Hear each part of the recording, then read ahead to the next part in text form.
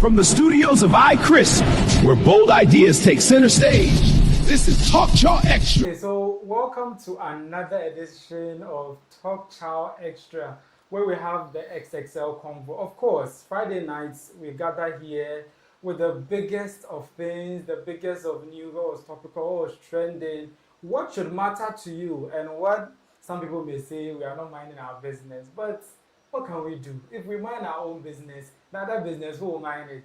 So that's why we gather here. Today, Jesus wept, right? But today on this episode, another person wept. And the way that he wept, some people said it's crocodile tears and the rest, but we don't know. We'll play you the footage and you will judge with us. Also, Mahama was making a case for side chicks, and we'll tell you all about it. Apart from that too, do you know that our country, me and you, our country, we were offered $300 million and we decided not to take it. Like, take the $300 million away. Can you just believe that? And as for these claims of Ghana belonging to a particular tribe, I'm overwhelmed. But the main thing is that why would somebody even be able to come to the point where he would put together something like that, would move on to a prank that has taken center stage, making waves, and of course, the flights that everyone is talking about now. Is it Dumsor or Dumsor or Dumsor, or what is it that we're experiencing in this country? We'll end with somebody's marital issues. That's the one that you may tell us we should mind our own business, but we will mind people's business for a living. And I will not be doing this alone as usual. My name is iChris, and I'll introduce my guest right after this. From the stables of iChris Studio, where bold ideas take center stage. For all the big conversations and bigger perspectives, Talk Chaw Xtra is the place to be. Talk Chaw Xtra, Ghana's first live podcast with a premier vibe. Okay, so as I noted earlier, I will not be doing this alone. I'll be doing this with three solid gentlemen. One of them is my very special guest. Some of you were accusing me last week that I was making some political statements that I'm being biased. Today, I brought somebody who will come and counter if I'm being biased. That's why I brought that particular person. And because he's very special, he's the first person I'm going to introduce. I have among my panel as a guest today, Mr. George Shumesi. Mr. George. Yeah, iChris. Yeah, how are things going? Very well. Today I believe it will be a special evening and it's going to be. Yeah. Are you ready? You're all ready, I believe. Okay, you have to be. And my usual panel is MJ and RJ. As you can see them, they don't need any special introduction. You know them already, right? Loot Africa and the rest. Today he's going to give us some Loot African vibes. Today they will talk about the xenophobic people. They should go to hell and burn into ashes. But today, somebody wept, right? The chief of staff of the country wept. And guess why he wept? He wept because an appointee of his has erred, right? And he's rendering apology on her behalf. But I don't know how that whole apology managed to veer into the very sad, emotive note to the point where he had to cry. Let's take a look at this footage. Okay, so whilst my producer prepares to put the Julius Debrah footage on the screen, let me give you a bit of a backstory. So the CEO of the Ghana Free Zones, that's Mary Wusi, made various statements about the chairman of the Pentecost Church of Ghana, and that was after he made statements about the fact that galamsey waters have inhibited the water baptism, in which people are supposed to be immersed in water and whatnot, right? So the Julius Debrah video is a situation where he was crying. But prior to that, Mary Wusi threw some jabs at the chairman of the the chairman of the Pentecost Church of Ghana, after he was like, because of galamsey, they are not able to take people to water bodies again. You know that whole thing of they putting what do you call it, people inside. Mr. Producer, you are at overlays when we are talking about videos. Mr. Producer, you are at overlays when we are talking about videos. Videos are at scenes. Okay, so having finished blasting my producer, who is supposed to be going through the scenes now and finding me the footage that I want, I think now he has it and he'll play the footage at this point. A few days ago, one of our colleagues, Dr. Mary Osi, slipped a bit against you. And I want on this occasion to commemorate my birthday, to let the whole church forgive us. It was just a slip. It wasn't intentionally done to malign our church. I believe sincerely that you forgive her and forgive us and accept us as your children. God richly bless all of you.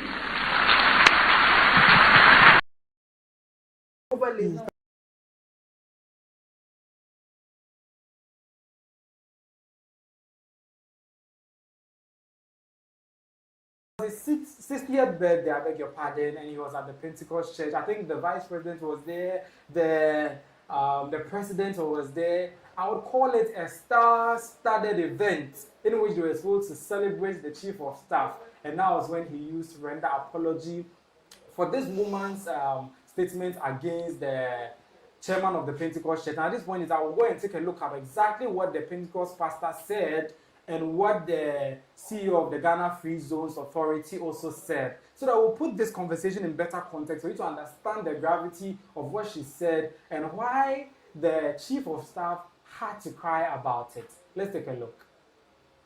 Extensive pollution of water bodies due to illegal mining has hampered traditional water baptism in some mining communities, necessitating a shift to synthetic rubber pools in several districts to carry out the ordinance. A few moments later, from Free Zones Authority, from me, Dr. Mary, we say Eric Nyamekye warning. Yes, said next time we won't descend it to that level. More further. We'll descend it back from. More. Speak about it. If it is a national matter, means that everyone, no matter your position in the country, can speak about it. Yes. Whether it is political or whatever it may be, speak about it. Let them know that. So he had the right to speak about it? Yes, because he's a citizen of the country, he has a right. And I remember one time, I think before the elections, Nadu said something about the fact that the president says he should not be involved in the campaigning of the election for Dr. Mahmoud Bawumia. And he says, why am I not a citizen anymore? So the man was involved in the campaign. Is that what you're insinuating? No. I mean, so far as is it that I'm based on the former president's speech, asking the now president that am I not a citizen of the country again? Is it not part of the country anymore? He's part. So if he's a citizen, means that he can contribute his quota to any developmental issue in this country. And Apostle Eric Nyamekye over the years has been on this matter, speaking on galamsey issues and all that. Sometimes, are you sure? Oh, very well. Are you sure he didn't just find his voice just because his favorite party, in quotes, is not in office? What is the favorite party over here? Listen, do you know the former chairman was one of the people who was being fingered as somebody who would be a running mate for your flag bearer, Dr. Mahmoud Bawumia. And before, let me put this in better context, right? He happens to be from the Tescon fraternity, right? So that's the reason why I'm putting to him issues about the MPP. So for better context, was the former chairman of the Pentecost Church not one of the shortlisted names, allegedly, to run alongside Bawumia? Well, okay, let me put to you. Which party did you join? You cannot be a neutral person. I'm a neutral. You cannot be a neutral person. And I'm playing the devil's advocate. Well, okay. No matter how it is, you can never be neutral. You belong to either CPP, NPP, NDC, or whatsoever party you have in this country. And the question is, I'm not sure the party your mother joins or your father joins, that's where you are. I'm a free-minded person. That is the point. I know very well. And so what I want to make here is that if Apostle Nina was part of the NPP, doesn't mean Apostle Eric Nyamekye too is part of the NPP. Oh yes, because he has been campaigning on galamsey since Akufo-Addo's time, and then if he comes to speak out his mind about the matter that it's getting out of hand. It's true, it's getting out of hand. It is true, it's getting out of hand. Everywhere. I'm not in a position to speak on that, whether it's getting out of hand or not. But you know the time that Apostle Nyina was the chairman, he was also playing the neutral card until he got off, and now it came to light that what if this one too, he's not neutral, but he's playing the neutral card until he goes off as chairman of the Pentecost Church. Then all of a sudden he'll be waving an NPP flag. What about but here lies the case. Apostle Eric Nyamekye is still in power. Yeah, he's still in power. So people are now alleging that he's doing the same line as his predecessor. An allegation must come with a proof. The one who alleges must prove. So there's no proof. How do you prove that? How do you prove that? Anyway, because he's my special guest, the conversation is a bit skewed towards him. But at this point, I would want to engage my panel, my main panel, and I will start with my immediate left, RJ. What do you make of the situation at hand? Galamsey in our country is something that has been going on for a while now, and then and I had to galamsey the same way. It has been there since time immemorial. Since, and then it's something that has to be considered to be very detrimental to our life in Pukra. And for the pastor to come out, essential threat. Yes, to our existence as a race. So for the pastor to come out and say what he said, I feel he's in the right for saying what he said. It shouldn't be a matter of political stance. He was saying that the waters are being polluted, and now we don't and they cannot go and immerse people in galamsey water, all in the name of baptism. Yes. He's saying something of national concern, and then he's relating it to the religion, to his religion. Yes. And they didn't warrant that rebuttal from Madam or Honorable Mary Wusi. I feel what she said was a bit extreme, because what our pastor said was he's your pastor. Oh yeah, he's your pastor. Oh, okay. But either way, MJ. What was she like? Is there in any case where we can see Mary Wusi had a point? Oh, she has no point. She's really wrong with what she did. That's what I think. She's really wrong with what she did. And the issues of water in our country is a national interest. And I think what the pastor said is actually right. Let's not take it in the context that he wanted to use it for baptism. But it's of huge importance to the country. The last time I tagged Offset for some comments I made. So what comment was that? We will get there. So for some comments I made, remember I was saying Shingbang MP. I think I can relate it to... That's Sam George. But I will relate it to Madam Awusi also. There are important things in this country that they should see to and handle. And I think this is one of them. But this is the MP coming outside to attack a man of God. Talking of... A man of God? No, she's not an MP. She's the CEO of the Ghana Free Zones Authority. She's in an appointee of the government, but not necessarily. Or is she an MP? She's not. Okay. She's not. But basically, she's in government. Yeah. Okay. So coming to attack the man of God regarding issues of the national interest. Yes. And I think it's very bad. And our chief of staff. So right now I'm getting to where I said I was attacked. When I used the word South Africans. Yeah. Charlie, chief of staff. Hey, boss. The one you can't cry. I will call him chief of TS.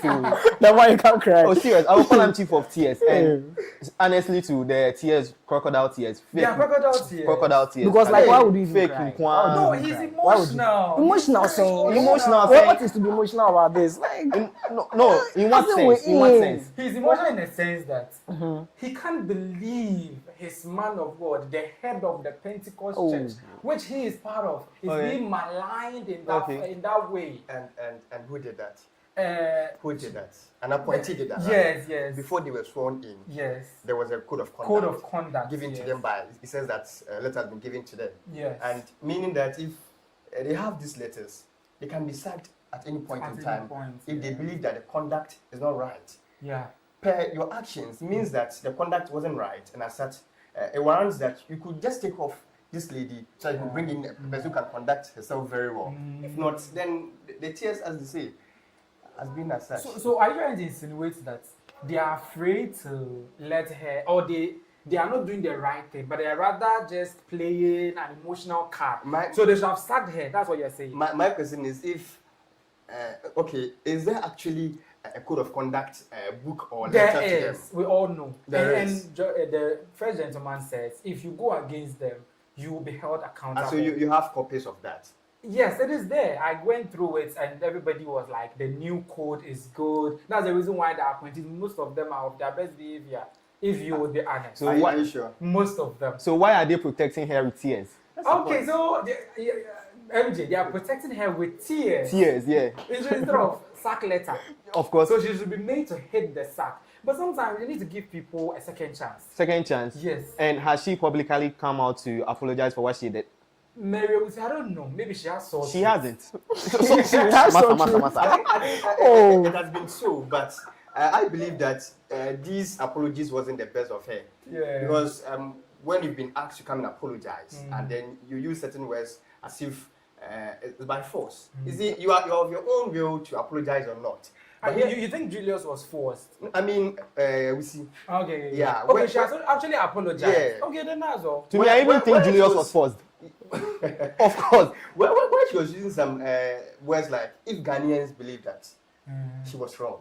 She said if she made it a conditional apology, it should have been unqualified apology. So I think if that's the case, that she rendered a qualified apology as in if, you should state categorically that what you said, it's wrong or it didn't augur well, and you know that you've gone overboard and all those stuff, and you withdraw and apologize.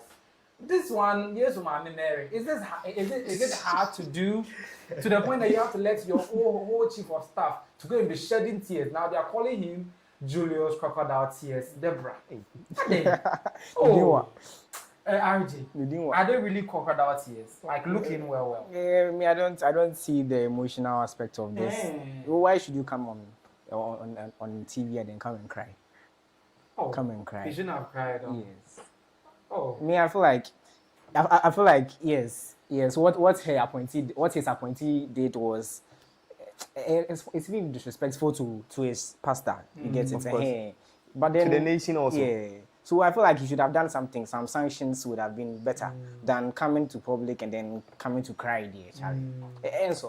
Okay. So talking about what she did being bad is probably a misdemeanor or something.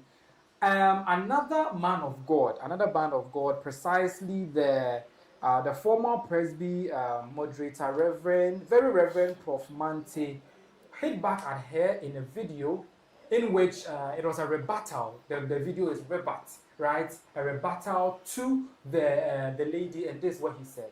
We're talking about galamsey. I have heard that there is somebody who says that some senior pastor has talked against galamsey, and so he's shouting at him. Tell that woman we are not afraid of her. It's not about party. We are not afraid of anybody. Like the Pope said, I'm not afraid of Trump's administration.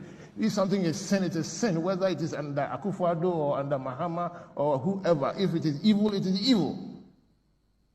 You Ghanaians, you sit there and let the galamsey go on. All your children and grandchildren will just die early. The thing is so evil. I don't understand why. I do, sorry for this digression.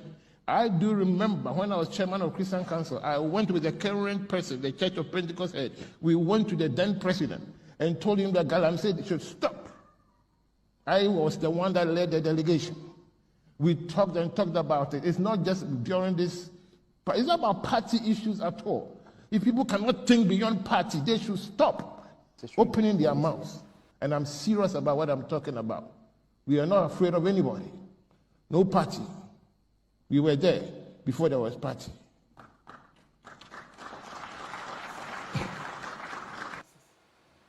Okay, so as you heard there, as for this man of God, he's not giving it to her bush bars. As for him, he's not taking it at all. When they were attacking the Bureau government, Where was the likes of Mary? We see her and whatsoever.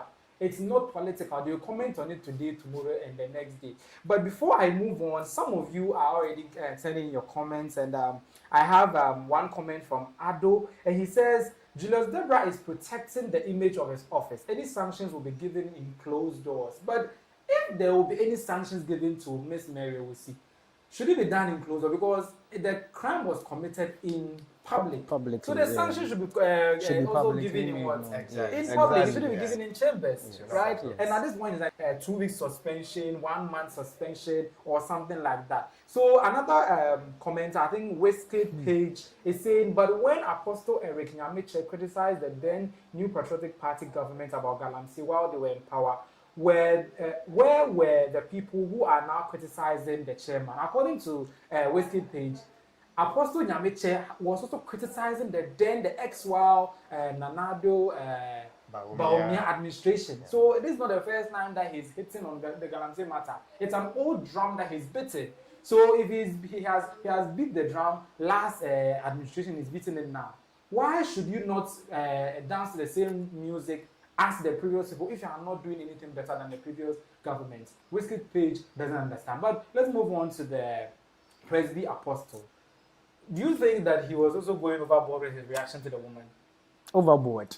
Yeah. I mean, I feel like whatever he said was warranted. It's warranted. It's warranted. A bit extra, but then, what he had to say was... What he had to say. MJ? Yes. Though it was warranted, just like RJ said, a bit extra. Charlie, man of God.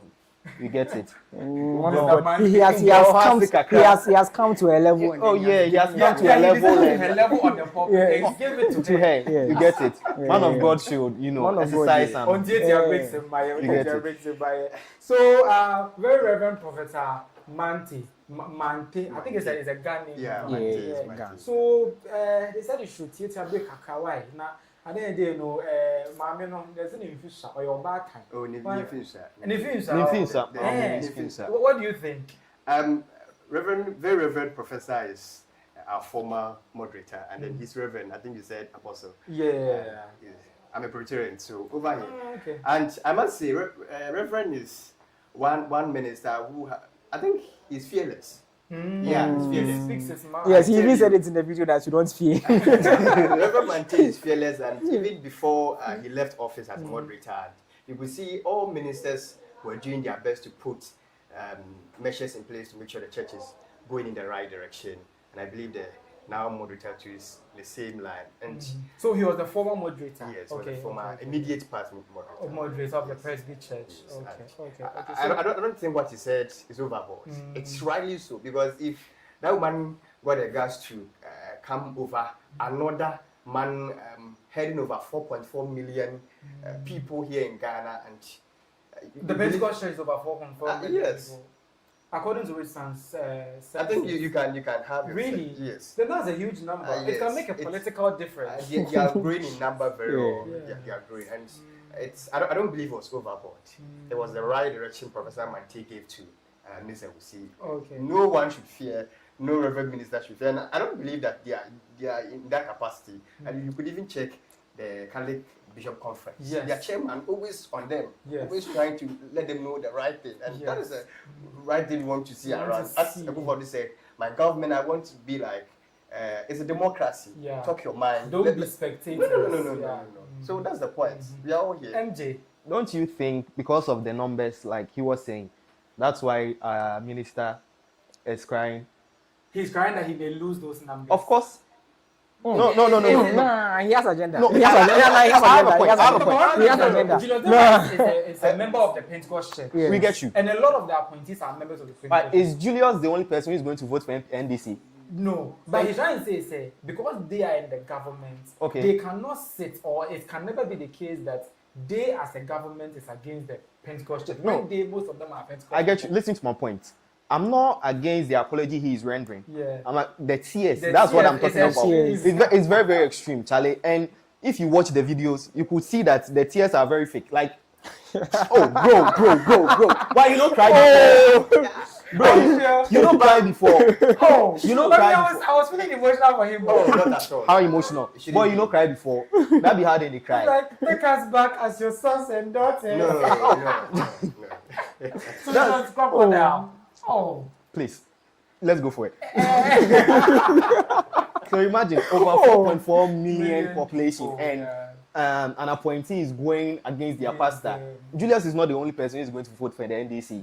So Charlie S. Obesun Kakra, you get it for some crocodile. They don't want to lose their church support. Okay, the last part of this conversation. Do you think that the way that things panned out, they are righting the wrong of Mary Wusi with what has panned out over the week? They are not righting any wrongs of Mary Wusi. Because just like we are here having our opinions of the issues, Charlie Ghanaians, a lot of people are watching the video and almost concluding on what we are concluding. That's what, of course. And what the lady has actually done has made the NDC lose some votes. Are you sure? Of course. Upon all the goodwill. What goodwill? The economy, to speak against recovery, Charlie. To speak against it. Which economy is our brother is like, which economy? I'm sorry. You which economy? Mr. John, may continue. Today, I said the show is a bit political, but economy is not part. It's not part, so we just leave it as it is. But the economy, though, it's not doing well. Oh, not at all. Oh, you've not seen it? Have you seen the exchange rate? What was it? I don't know. You don't know the exchange rate? I don't know. RJ, do you know the exchange rate? I don't know. Hey, what about MJ2? I know the exchange rate, Charlie, but is it good or not? It's good. But the people in the country are not seeing the effects of it. We are talking about the indicators, right? Because we know in this country that is the fundamentals. If the fundamentals are the exchange rate, if the exchange rate is good, then that means the fundamentals are strong. Not at all. So you mean say $1 to 11.85 Ghana cedis is good, and as such the economy should be good because at least it's better than 16. No, not at all. That's where you see when they released their Bank of Ghana report. I think they released it today. Yes. Before then, they've sent the majority in parliament to come and defend the report that's coming out. A report that must come out before the majority comes to defend it. And now defending it before the report. The report wasn't dropped and they were defending it. Oh, yes. Maybe they were privy to it. Oh, no, you see, the Committee on Economy and Finances will get to know the report before they publish it. Because you have to go through and other things. But it doesn't make of them to come and justify the reasons or whatever is being stated in the report unless it has been published. Then you have the sole right to let so they were winner himself. Yes. Why? That's the question. They're getting defensive. You think something is fishy? They're getting defensive. The report shows about is it 15.67 billion loss? Loss? Oh yes. Really? Maybe that should be a topic for another day. Well, but RJ, you are the last person. Do you think what they are doing is writing any wrong within the party? No, I don't think any wrong is being written. Any right is being written. Any right is being written. The sense any wrong is being righted. Okay, I think they are writing the wrongs. But do you think they are writing the wrongs by the actions, the crying? They are writing the wrongs again. The wrongs have already been written. So they are trying to undo what they have done. Do you think it's working? Basically, from what I'm seeing, I don't think it's working. You don't think because it's working? The apology of what's her name, Mary Wusi? Yeah, Dr. Mary. It wasn't even sincere enough. So what are you trying to tell us? Okay, so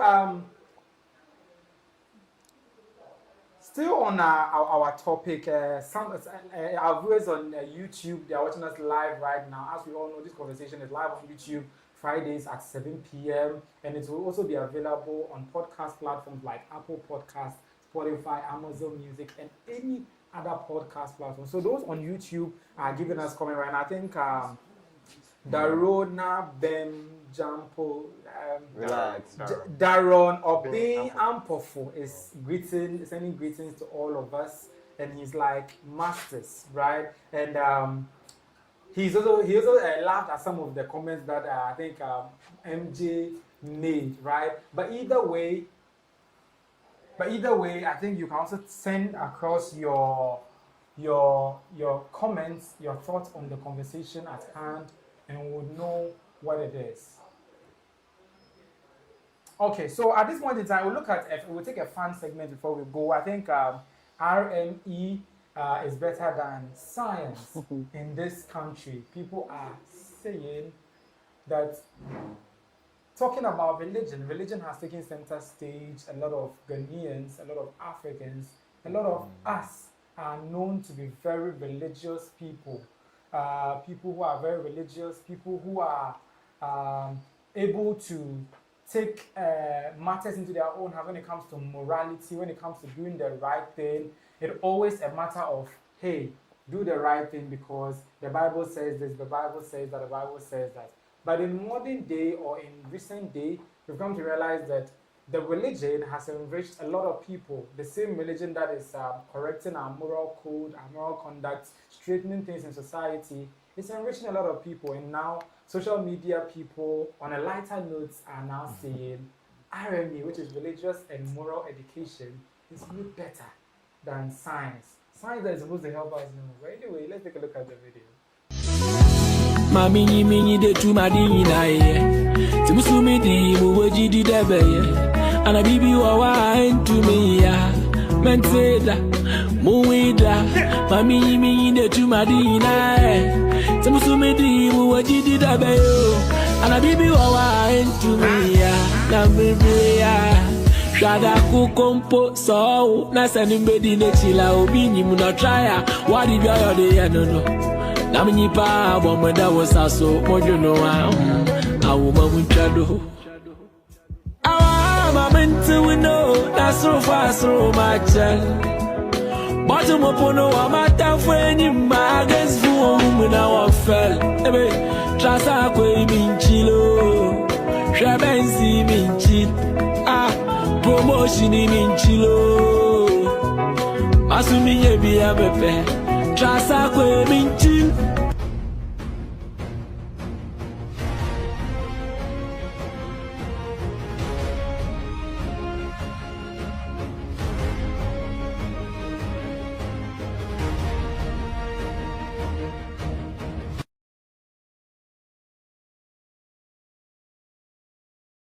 Seen the mansion. I think that's the mansion of Reverend Obofoya. But does it warrant a statement like that? Because the man of God has a mansion, these cars, these luxuries, opulent lifestyle that he's living. Does it warrant somebody to make a statement like that? Even though it's on a lighter note. Is RME better than science? Social studies is better than science. What are social studies? And better than RME also. Social studies. Social studies is you study the people. So RME gives you what the knowledge to say to the people, what to say to the people. But if you study the people, you know what to tell them. Not the RME teaching you what to tell them. So the social is more important than RME because the RME, you just know it, but it's the social that will let you reach them. That'll let you, yeah. So let's say social studies will tell me this group of people here are more black.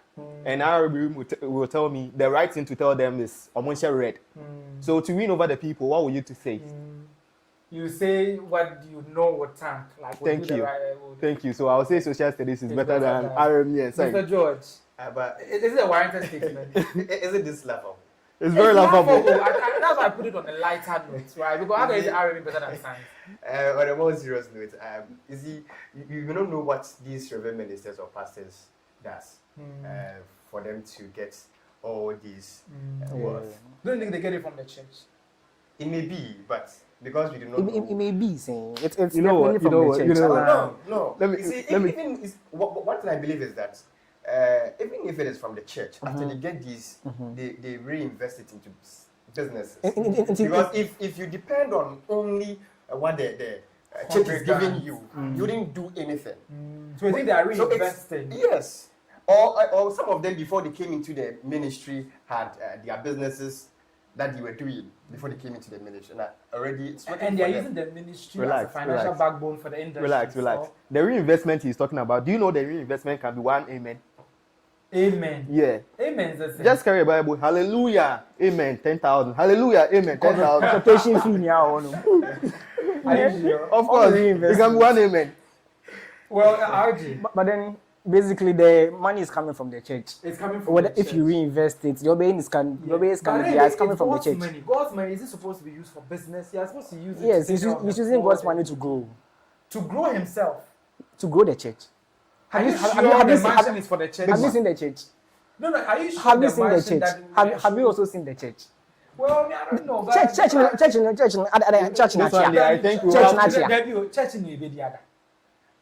This one, I think we have to import your ass and to for Methodist. You come and fight for us. We have to import your ass and to for Methodist. That was on a lighter. Come and fight for us. That was on a lighter. We move on to more important issues. Mahama made a very profound statement about payment of contractors and how money is being paid to people is disintegrated into the economy. According to him, even side chicks stand to gain from payments of contractors, payments that our government makes and other people make and all those stuff, right? He, when you pay, he thinks it should trickle down to everyone. And when it trickles down to the side chick, it will go down to another person, it will go down to another person. He said it in a video, right? That video went viral over the past weeks. And I think Nigerian actor Kanayo also said, it's a very nice topic that our president is saying. According to him, presidents will know the importance of side chicks, be better presidents. Not be one president way, So let's take a look at exactly what Mahama said. When the contractors get paid, they go and buy a Land Cruiser for themselves. Car dealers also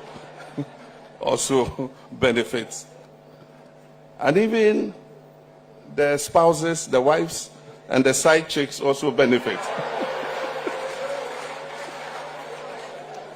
Because when they are paid and they get something, they give their wives and side chicks, some of the money. And that's an important avenue because you know where that one too goes. When the spouses and the side chicks too get, hairdressers get, dressmakers get, jewelry shops get, handbag sellers get. So don't discount that one at all.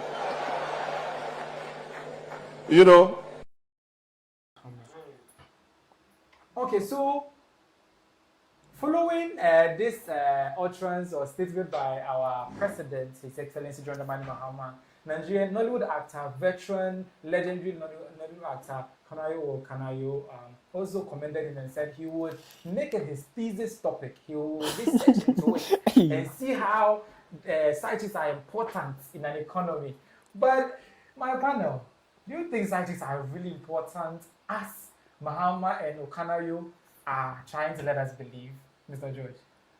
Well, for me, I believe that if we're going to have a very good marriage, of which some people may not agree with, we have to stay away from these things because the Bible do not preach these things. Well, but the president has a point by saying because of these things, workers may be getting money, hairdressers, and other things, But for me, I don't side with him that. Is it because if you say that, people may base on that to continue the act and of cheating. Yes.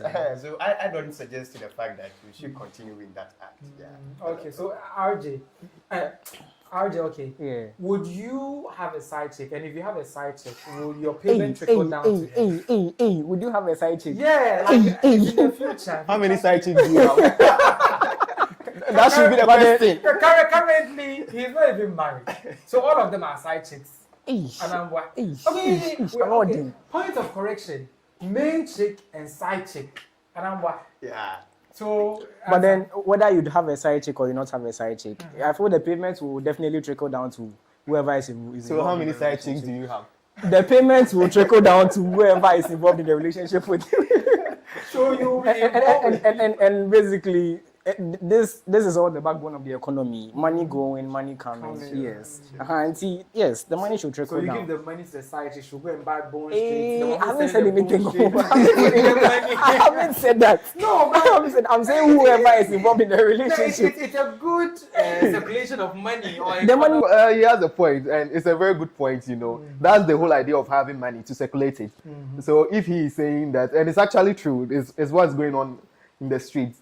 Because if the what's going on in the streets, because if the contractors are not paid I'm releasing money in do a see honum. But this video is an old video. Because I remember I saw it. It's been there for about weeks now. Yeah. Weeks now. I think I saw it a while ago. Don't you think it can find a way of resurrecting the Papano controversy? I think it has already done. Mr. George, what are you saying? It can, because so far as you've given that kind of privilege to side chicks, we may reconcile with those you said earlier or some days ago, the fact that you were in quotes, certain things, a lot of things came up, and then Ghanaians were talking about it. So we can also still connect it to the fact that you can connect the dots. The Papano knows what's on the ground. Yeah. Are you calling President Papano? Hey, please, you this boy. Please. I can be referring to Kanayo or Kanayo, please. I didn't mention any person. Why are you afraid? I'm not afraid. This is a team platform. This is a Gen Z platform.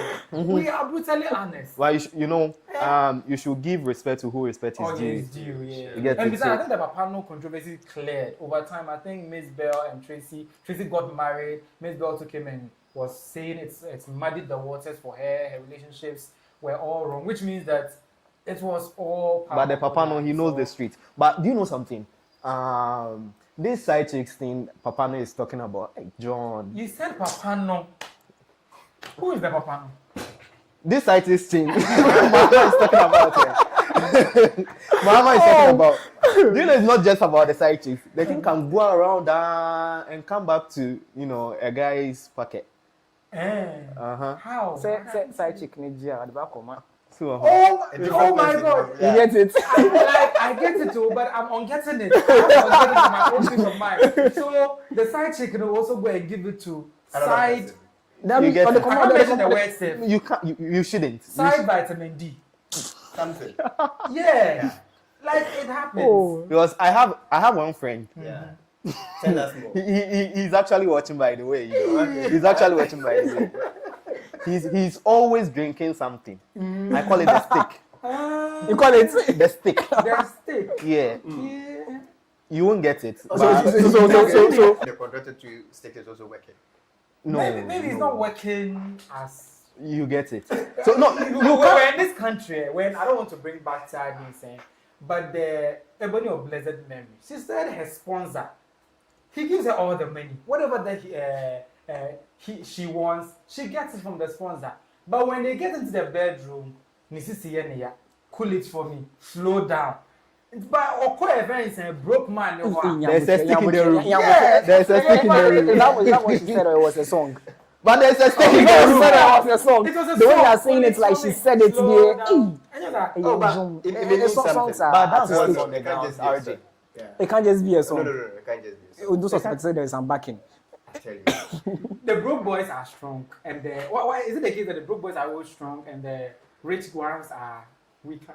I don't even know, but since my childhood, I've just drawn down these lines that even in class, those who are well learned compared to those bad benchers. You see, when you do the comparison, the stick is working at the other side. Mr. George, yes. I've brought this line coming up, and then I realized that it's true. Or is it because these learned are not sometimes engaging in this kind of activities? Or no, is it because they are not using it properly, or they need Kegel exercises, or they are biologically down when it comes to some of them you can describe as timbers and then wawa and all that, So the stick we have timber, wawa, odum, and sapele. I did my BDT well. I know what the kind of stick that there is. And the stick that they're talking about is just stick. Yeah, it's just stick. So if you have any ideas in your head, iChris, it's up to you. Which one is yours? Mine is a Brodia. I see. That's why you're not getting any side chicks money. Obviously, toothpick, bro. You but I think my shirts and 80. It's okay. Toothpick, okay. But on YouTube, Ado is saying that MJ hit the nail right on the head. Why are you beating about the bush? Somebody saying, talk to him directly. Talk to the guy that you were referring to on YouTube, viral comments. So MJ, they are saying you are capping small. You are hiding some part of the conversation. You know, there is someone I'm very close to. If I don't cap here, Charlie, a bit more bomby blue because the person can actually beat me. Of course. And he's very popular. Oh my God. Of course. I get it. So if I mention the name here. Okay, so you see, this part is more or less like a refresher or an icebreaker. But I told you this show is so political. Like tonight's show, it's not intentional. The week has been mad with a lot of political stories, and tonight we'll look into all of them. Moving on to my next topic. Do you know a country like Ghana, which is known to be a developing country, rejected $300 million from the USA? Do you know that Ghana, a developing country, as we are rejected that money? 300 million. Why will we do that? And considering the fact that we always borrow money, we are always going to these other elites or developed countries to borrow money. What do you think would be the case, or would engender a case where Ghana of all countries will reject such money? There's a video to that effect in which the DW people spoke to the Ghanaian officials, asked the reason why this happened, and they also spoke to some Ghanaians as to why it is good or otherwise for them to do that. Let's take a listen. Ghanaian officials have told DW that the country is rejecting a proposed $300 million US health deal. The agreement is part of Washington's America First strategy, which is shifting funding for health commodities and services onto Ghana, while it is also requiring the Ghanaian government to take over systems that were previously run by US contracted NGOs. But it's the privacy concerns that are the deal breaker. Eric Nyamekye has more. The deal offers up to $300 million, according to government sources. But in return, Ghana would have to waive key aspects of its health sovereignty, sharing control over its healthcare decisions, data, and resources with U.S. authority. Accra says this directly violates domestic law, including the Data Protection Act and the Public Health Act. The deal also requires Ghana to bypass parliamentary ratification, a constitutional requirement for bilateral agreements. The Mahama administration tells DW that's a non-starter. On the streets of the capital, citizens are backing the government's decision. Sharing the health data of individuals is very critical and it shouldn't be allowed because health data actually is a personal document, and it's when it comes to data privacy or data protection, health data is one of the critical personal information that individuals have. So I don't think it's a good idea to share that health data, and maybe possibly there should be another way that they should benefit from. But one thing we should ask, what actually is making them ask for health data? So I think that is something we should look into properly and possibly find an alternative for them. For me, I don't agree with that because sharing those information that countries might go against us, I mean, other reasons put in place is not a good idea. It might go against us as a country. So I don't agree with that personally. So far as we have aid in support of it, or we should share our health status. Okay, so that's a video kind courtesy DW, and it gives you all the spectrum, the vox pop, and the results. Now we gave you all that video, but we'll zoom right into our thoughts on this. A country like Ghana, one would argue that needs the money, $300 million. RJ and MJ, take this before I go to the opposition person, before he muddies the water for me. Do you think the reason for us rejecting the $300 million is justified? Was the money alone? It was money and some conditionalities. So obviously the conditions were not good for us to accept. We were supposed to share our data, our health data with them. Yes. We're supposed to take over some NGOs that the US has now. So that we'll start funding them and operating them. In the long term, we'll be funding it. But basically, the details are in the video. So at the end of the day, It's like we are sharing our data with the US people, and they'll use it for whatever that they want. Yes, which is of national security. Yes, it's a national security strategy, but it Yes. can be used as So obviously our current administration in its wisest, how do I call it? in their wisdom, in their their wisdom, infinite wisdom, yes, have decided decided stay to, away from yes. it. MJ, are you of the same view that it's a wisdom move? Of course. You see, the last man that showed up, is the true definition of cluelessness. not just or Gen Alpha. No, we are Gen Z. The true The man is a definition Gen of true definition of it's not always the grown-ups who are wise. Of course, it's not always the grown-ups who are wise. What did the man say? They are trying to say is that it's not only wise but that grow old.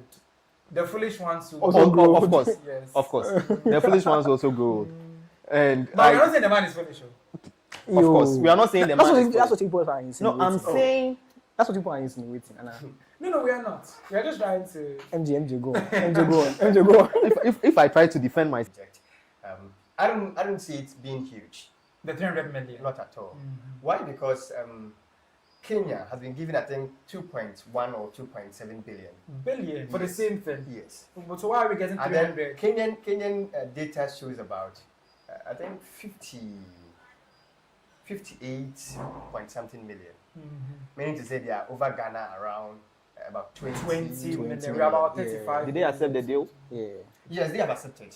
So if could they are, it be that because of their population, that's why they got billions? That's is it, if they are 58, we are 38 or 35. So we should have gotten like a billion or two. At least, yeah. Okay. And then, but if we had gotten the billion or two, would you have agreed for the government to release our data? Oh no, not at all. You see, it's of concern that a contract or a project where we are leasing you money for 5 good years. Meanwhile, your data that you are giving to us will last for about 25 good years. That's, in a normal sense, is not correct. Very stupid. And the president has done very well. Okay. Whether political or not political, I believe all other sides should come together and commend the president on the fact that. I really enjoy the fact that you didn't take a political stand on this. But I feel like administration be command that. Oh, not at all. Administration be command that. What do you mean by that? And which administration would be that? You know something. But money boy, put a cap face. Let them work. I've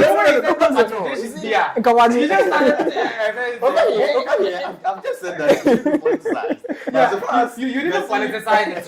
But he was making an assertion that maybe because a certain administration likes chopping money, they would have collected the money. So you're of the view that some political party love that.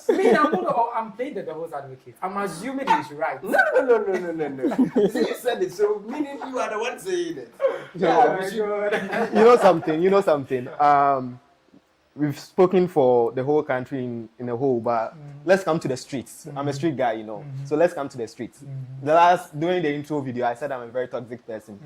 But though the administration has done very good, but me, I think it's still a bad thing if you come to the streets. They could have done something as Yembra Street. How many people, or let's open the floor, they want their data to be uploaded to them. You get this amount of money. RJ here will go. Me, I will go. I think that's the part of the conversation. Let me come in here. Have you watched the discussion or the bilateral discussion between Iran and then United States? No. Is it before they go to Pakistan? Is it? Yeah, I think so. Pakistan for the negotiations. Yes. They had given Iran what they want. Okay. And no other thing aside that. That is US for you. See, they believe they are giving you the money. That's from their taxpayers' money they are giving to you. So they believe that this is what will help them. And this alone, nothing else. So I don't care what they are going to use it for, and if it's helping. You don't care what they're going to use it for. Relax. We are talking about stomach issues. No, that money is not even going to be used for pumping money, food or whatever thing into the system. It's basically preparing for, say, drugs for HIV, and then all those communicable diseases that we always have. So it's not just. But mind you, it's the same US people who took away our US aid the US aid that was used to fund HIV medication, antiretroviral drugs, and That's what I'm other saying. necessities. So they've removed the money that they were given for free. And what about you? I see. On a personal note, as they are saying, a lot of people may consider that. But is it these people are so technical that even when they don't know your whereabouts, they may find your whereabouts. So giving your health data to them, it becomes so vulnerable that anything can happen to you. And on that note, I may decline such an offer as the government has done. Charlie. Do you know on the streets people are dying daily from hunger? Oh yes. So that money will feed someone for a day. So someone will take it. So because of that, you should take it. No, not as in the country as a whole should take it, but they should bring it to the streets. Oh, those of you who want to accept this deal, you come forward. You know the number of people who are taking it, and we divide the total amount by the number of people. Of course. So you will be share, and you want to do you can withdraw. And the legislators will not agree to that. I don't think they even agree to that because it was a take it or leave it offer. You either give us the data and collect a million, or you don't. So we are just being hypothetical. Yeah. So on this platform, Donald Trump, I want bro, never mention that man's name on my set. Never mention that man's name on my set. You are one. You should come to the streets. RJ here can be bought. Just offer a fair price and buy my brother, bro. Just buy him for a weekend, Talking about people who can be bought and not bought in this country, I'm moving on to our next topic, and at this point, I should be on the screen. And he said he should be burned or unalived if his party went off power. That's if the MPP took over power from the NDC took over power from the NDC. He should be unalived. Well, I don't know whether we took him seriously or not, but he's still working about. He is now seeing that the Ghana as we have come to know, Gold Coast, now Ghana, which we know belongs to all of us, is for a particular set of people. According to him, Ghana belongs to the Ashantis. According to him, Ashantis were the first to settle here. They were the first to own everything, and all other people are people that were visitors or immigrants who were accepted onto what has come to be known in present day as Ghana. This conversation or commentary is done or was altered by Benjamin Jewu Appiah, popularly known as Benghazi. He is an MPP communication team member, and his track record seems to be telling. But before I delve into that, let's take a listen at what he said. Mr. Speaker, Ghana on. Unim said Ghana nankasa Asante Fordia. All other tribes no. Asante For na pe baby ama ye nyina ayatena. It is a mode. Untimi nkan. And I would say a history. And I made sure I say every tribe is as important. And I made Obia important, but omo as Ghana ye omo diankasa ya Asante For. On which basis? And omo ankasa ma ye baby because tribes in Kadi na ba to. Baby Bengali. Omo be to ye, omo to yes.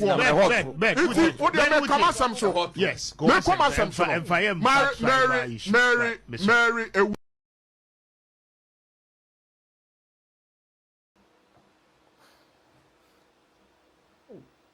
Okay, so that's Benghazi for you, who says, Ghana belongs to the Ashantis. Me, I didn't know. I thought Ghana belonged to all of us. But, Mr. Everman, we belong to the Ashantis. You are a stranger you are in a stranger's land. Do you know that? Yes, obviously. You are in a strange land. Sorry, you are in a strange land. Yes, obviously. You are in the Ashanti land. You are in the Ashanti land. Yeah. As in Ghana, not Ashanti region. I'm a citizen. So the whole country, you agree that it belongs to the Ashantis? No, I don't agree. But what you're saying that it belongs to the government, the people of Ghana. I believe it's the establishment of the empire of the Ashanti Kingdom. Okay. I believe that there are other sides of the matter, and you can't just in a way justify that it belongs to the Ashanti people. The fact that they have their kingdom being established and then everything on set, even before the Gold Coast, then turned to Ghana and other things, doesn't mean you should just come out. You see, sometimes I listen to Kojo Ponkoma and then Honorable Kojo Ponkoma, and then he says that whatever we are doing in politics, as a young man, whatever person you are, tread cautiously. There are certain words they can be warranted. You know, and it's unwarranted. That's all. So he's a communicator for your party, and he's been making some of these loose statements about, like, in the capacity of your party, because he was called onto that radio station. I think that's a media general on Onria FM, right? A national platform, speaking in the communication of the largest opposition party in the country, and always making these statements as a TESCON person, an MPP person. Does it sit well? Does it augur well for an intellectual party, as you people claim to be? Is it as we claim to be, but you don't know we are? No, I'm just playing the devil's advocate. You don't know we are. No, I'm just playing the devil's advocate. Even I cannot say you are the intellectual, but that way the NDC will come and tell me, are they not also? Well, but I think was it a funny moment also? The president even said it, that the National Democratic Congress parties, Normal People Party, where Normal People Party, and then where the New Patriotic Party is for lawyers, elites. Yes, you know. So whether it being true or was a funny moment or whatever it may be, you know, you won't even draw the lines. You may get to know that a lot of people in NPP has learned. They are elite. They are learned. Sure. And I'll say, as Sokonkoma said, we should be careful as young ones as coming up, because whatever we do may tarnish the image of the party, and then people may rely on that and then do certain things against the party, of which shouldn't have been the case. Okay, so going by your same rule that you were saying they should do to Miss Honorable Mary Wusi, should also be done to Benghazi? It can be so, but now we are not in government, and then we can call No, him he's within a party which has a discipline code. Yeah, we have. But do you even have our code? I don't, but I know people have been suspended in recent years. You know that. Do you have our code? I don't, but I've seen people being suspended in recent years. Yeah, you see, here lies the case where the president and then the chief of staff on set at the Jubilee House told the whole world that now they are in power, they've conducted or they've come up with a code of conduct. Yeah. Or even if it was there, it wasn't that strong. Yeah. You know, now they are reviving it. So you can't just compare that kind of a statement. So you won't do anything to Benghazi. You should continue throwing about not at all. So if to be frank, if I was present as at that time to have called, these radio stations sometimes they do allow phone calls and other things. I would have told him this simple message. I will call myself. I should trust consciously in the things that we do because it's important. So are you telling him to go and sit down? Not at all. But what he's saying, like if we're in a contest of saying what's sensible, and like he said something like this. What he's saying is not sensible. It's not sensible at all. Is it sensible? I'm in the moderator seat. Okay. Is it? It may be from where you are coming from. Is it sensible? That's it. I'll take from two sides. Is it sensible? Ghana belongs to the Ashanti. I'll take from two Let sides. him take from two sides. Let him take from two sides. Okay, one side. The other side is that let's say you have this place, you know, Obuasi University campus. You know, we inherited it from the Ashanti Gold. Yeah, you know, and they can still say this place is theirs. Why? Because they have the sole rights. We are using their properties, no matter how we have the contracts and other things. But here lies the case in the same way. Ghana, we had Ashanti before any other empire. Are you sure? The people that settled, they had their own leadership. Which one was that? The Yana people were there, the Guans, and then they were strong as Ashanti. All of them had their leadership. No, but then they were just small parties. You know something. We can't say the Ashantis were the strongest empire, so the country belongs to them. It's about those who settled first, right? And they were not even the first to settle here first. When you go to war, and then your leader or the major dies, it's in a way that the country has been conquered. Yes. So that means your land belongs to them. Those who conquered. So they don't own the land, but they fought to own it. That's the point. And in this modern day, we don't use kingdoms. That's why there's no kingdom in this country. That's said, we have two sides of the matter, and now we have evolved to the Fourth Republic, and then we are having a democracy in place. Yeah, a country, no kingdom. And that's when we get to know that now we should just take up that ideology that it belongs to the Ashanti people. But in a whole... So are you telling him to go and sit down? No, we can't. Exactly. Well, that's what you are saying. Why can't you tell him to go and sit down? He's talking. He should go and sit down. My two other people. It's like we are making it look like it's actually a case that the Ashantis can claim ownership of the country It's in not some about shape or form. But I don't think that's the case. I don't think Is they can it? do that. It's only like the elitist mentality, the notion that has been pushed over time that Asante for they are the owners. You know, like, that elite mentality. If we cannot claim ownership of the country, we can still have our empire. There's no empire as we speak. We can still have it. Because if you decide to do it, you can do it. Because in Ashanti region, we have about 47 constituencies. Then in that case, the Western Togoland people should also have their land. So we start. You see that thing? No, so they we are all a country. Nobody owns what. You see, that's when we start, and then we get to know who has been able to manage his or her affairs very well. And that's when I will tell you that Ashanti people have been able to manage their affairs very well. Better than the Garden base. You don't believe that? Better than the you don't believe that? Oh, you see, they are the capital. In Parliament, the Ashanti has 47 seats in Parliament. I think Accra has about 28 or 27 seats. Because there's relatively smaller geographic. Yes. So if you want to claim ownership of our land as Ashanti Kingdom, we can start by that. You cannot claim. No one is going to vote in that capacity as joining the government. And as such, we can have that privilege of having our own land. So you support a movement to do that? To separate the country into... These discussions have been coming up and all that. People believe that Ashanti by now should have, come up and then started our kingdom again. But so you should start your kingdom. Where we are, I don't believe we should go back in that capacity. Even the king knows very well, and then he wouldn't even do that. He wouldn't even do that. But anyway, that conversation has been making rounds and it doesn't augur well. But another person went on to make another disparaging statement about the ruling party and what they are supposedly doing to the Ashantis who Benghazi is saying they own Ghana. According to him, the NDC, the incumbent NDC government, is intentionally targeting the Ashantis and the Ashanti people's areas, trying to unalive them with Dumsor.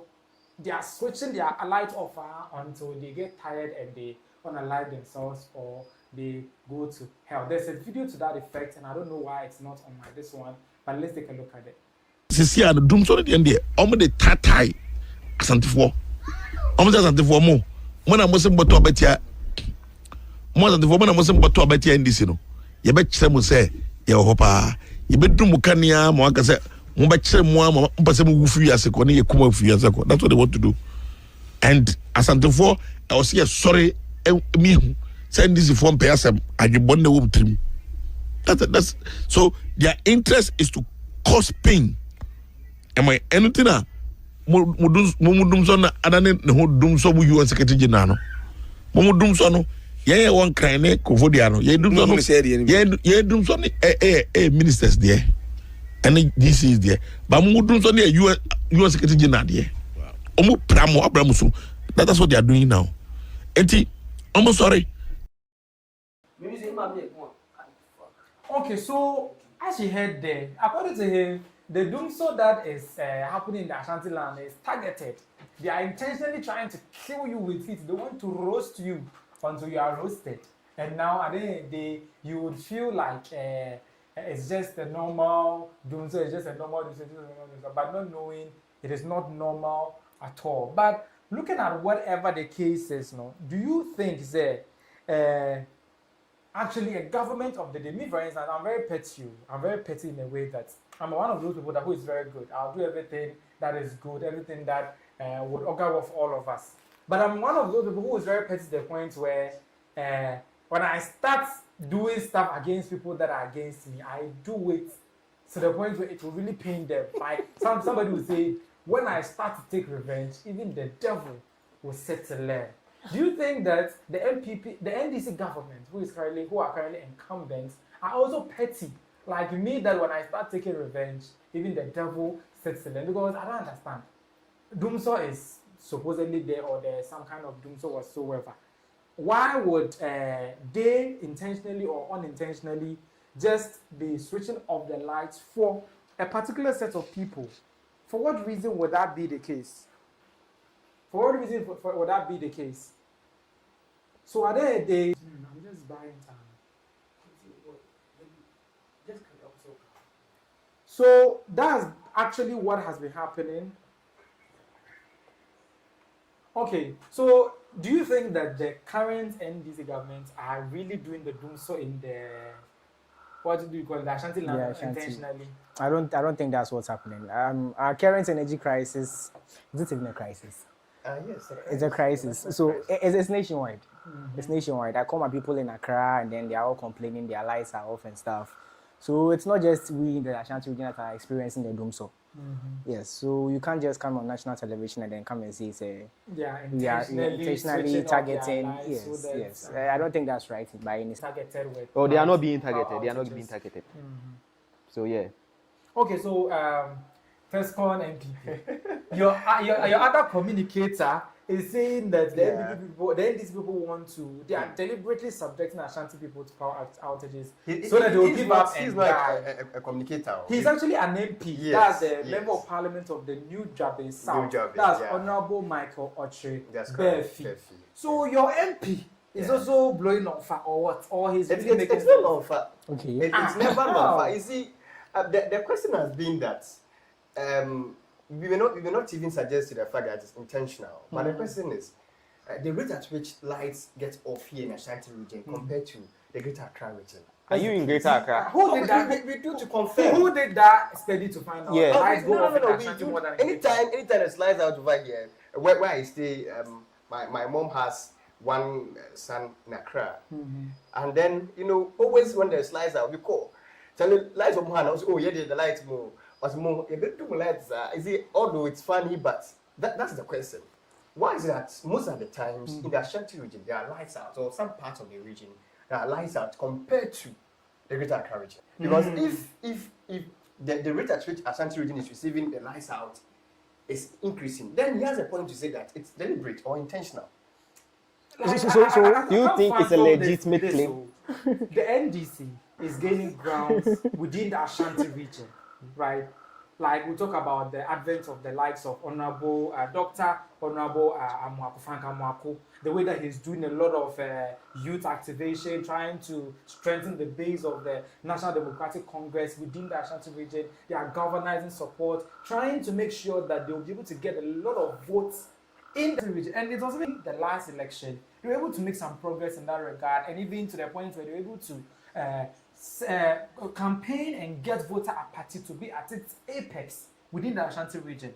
Why would they hit or wake a sleeping lion up to rise against them when they can continue to just be embellishing or crowing the lion so that they keep on sleeping so that they can be winning their power? But you said you go there. You see, here lies the case when these lights were going off and all that there were other propaganda coming up that the Ashanti regional boss for ECG is an MPP member, a former MPP member, and as such, that's the reason why he's doing that. You see, that does not warrant it, because even at all after they are now restoring about 5 of the 6 units of the Akosombo Dam. Yeah, we'll get to that one. Sure. So it doesn't warrant the fact that he's wrong. No, he may have a point in a way, because it's too much in Ashanti region, because this lies out started somewhere February or so, and it's been going on. It comes back. One incoming MP may say flip flop, and so this is not the Dumsor part of the conversation. The Dumsor conversation is coming, and I'll address the flip flop that I spoke about. I don't want to prolong this, but me personally, I haven't seen it. I personally stay in the heart of Kumasi. In fact, for those of you who know the Mensha Palace, I stay around that area, right? For some reason, they don't switch off our lights. Maybe because we stay with Butunfo, we stay near him. Maybe that's why. But other areas that they switch off lights, it's not as rampant. It's just usual. Like, they will switch off your light, all right. But it's not as though they'll just switch it off for 24 hours just because you're in an Ashanti region. And by the way, if they really wanted it to pain you, why aren't they switching off Menshia's lights? Me, I stay at this one, A-line, right? Because we are near the Mensha hospital. They never switch off our lights. You see, they are trying to give respect where it's due and all those stuff. So if somebody stands or sits on national television again, radio, I must reiterate and make statement like this, I don't think it really augurs well for any of us. It doesn't. But speaking of this, what's the name? Alfred is on YouTube. He sent us some kudos. He says he's enjoying the conversation, so we are reading. You can also join the conversation on YouTube. We are live there currently. Let us know your thoughts. We'll read it out loud whilst the conversation is going on. This conversation, though live on YouTube, will also be available on podcast platforms like Spotify, Apple Podcasts, and Amazon Music. So you can listen to it later on. But Alfred is saying kudos, so let us know your comments and we'll continue from it. Speaking about the Ashantis again, who Benghazi is claiming they own Ghana, and BFE is claiming the NDC is subjecting them to, what do you call it, Dumsonic era. They say Ashanti people said, Ebusia HDK. Do you know that a family, they put a death prank on a family who happened to be part of, I think, that Khan lineage, right? And according to them, the man was sick, he was taken ill, hospitalized for some time. You know that our health system, they took care of him and all those stuff. All efforts to get his family to come to his aid and clear his hospital bills and discharge him proved futile. And they took a plan, they hatched a plan in which they would call the family and tell them that their beloved or their family member has passed. And when they heard of that, quickly they rushed to the same hospital that they were all avoiding, as though they were playing hide and seek with it, went and paid all the bills, and at the end of the day, when they were going to pick their carcass or the corpse to go and use it to collect money, they went and found their person in good condition. And this is how it all happened. Ebusuan eya empanifo kan asem se ebusuan edofunu ena ebusuan so echirika na asem se bi nto da unhun bi da na wonti bi da video twen na hwe owi a woso ma wonu bi nya bi hwe na memfa nkopie mu wa Eastern region eye kwawu enkwetia a eno wo kwawu East constituency eho ana asem kasie yi bi esi ewo kwawu enkwetia government hospital nya ne se Abrante ya uhunu wo video mi yonte otimpai so ya frɛ no Mr. Kitekra na Mr. Kitekra efihwehwe ɛhɔ na papa ite na for the past by 2 to 3 weeks ni papa yare mu odin aba beda Enkwetia government hospital na ya frɛ busuafo afrafra busuafo abo frɛ wo ya yo saa mate minimo ke mate beba saa 3 weeks afi hospital na hwe ade ni eya yenyan because papa ndro benom de no bedi na obehye enyina ababada hospital so nti nurse fo bi e won nchen na o ma hwe support na ebesi saa bere nti won ya adwen se ndie na wani Mr. Kitekra mfa adwen na won fra ebusuan kan che se Kitekra efim mche se Kitekra ewu sana be ebusuan be ba na feka ohobi o ma hwe ebebetua na Kitekra so te ase edi omufi address na ma nurse ba ko na hospital no suma no ko hwehwe ko ba amande na yesi ye ko ba amande no en yewu Kitekra de agya hwanyo ade chiya na busuafo aka to hear papa your video mi o ka busuafo na ba no bi ono die ni ma omo baaye omo baaye batuatua kai na en de ka no ye bowe no matua omo tua na awie na busuaka so you en de say ye wi ampamcho en de emunu wo hene mfa nkwa na hospital say na momre ebusuan bokobi epunu ma ebusuan fo so wonfo mu nkwa Mr. Kitekra ena ote empai so eno moti ende ebusuan fo ne dwa bruta ode dwa bruta dwe say bi kura se he ye nja no mombo nurse fo na ni because e ka o ma bebetua wo nya kaketwa a we chesa empai ebusuan echirika na ma ebusuan edofunu no we a perfect example we esi ewo kwawu Enkwetia mesi ebufu sama aba ho no na sana nkofo buofu no akoya asam sebe o de yenhwe video yi na yema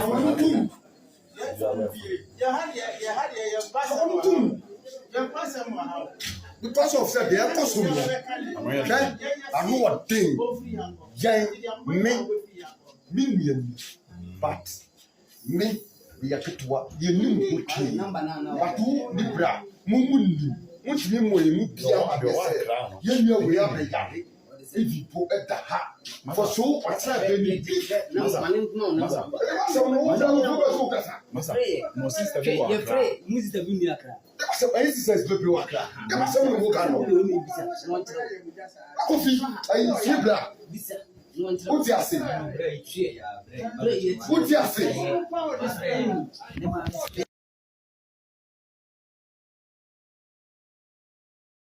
He said our family member is dead. We came, paid the hospital bill that we refused to pay, and now he is not dead.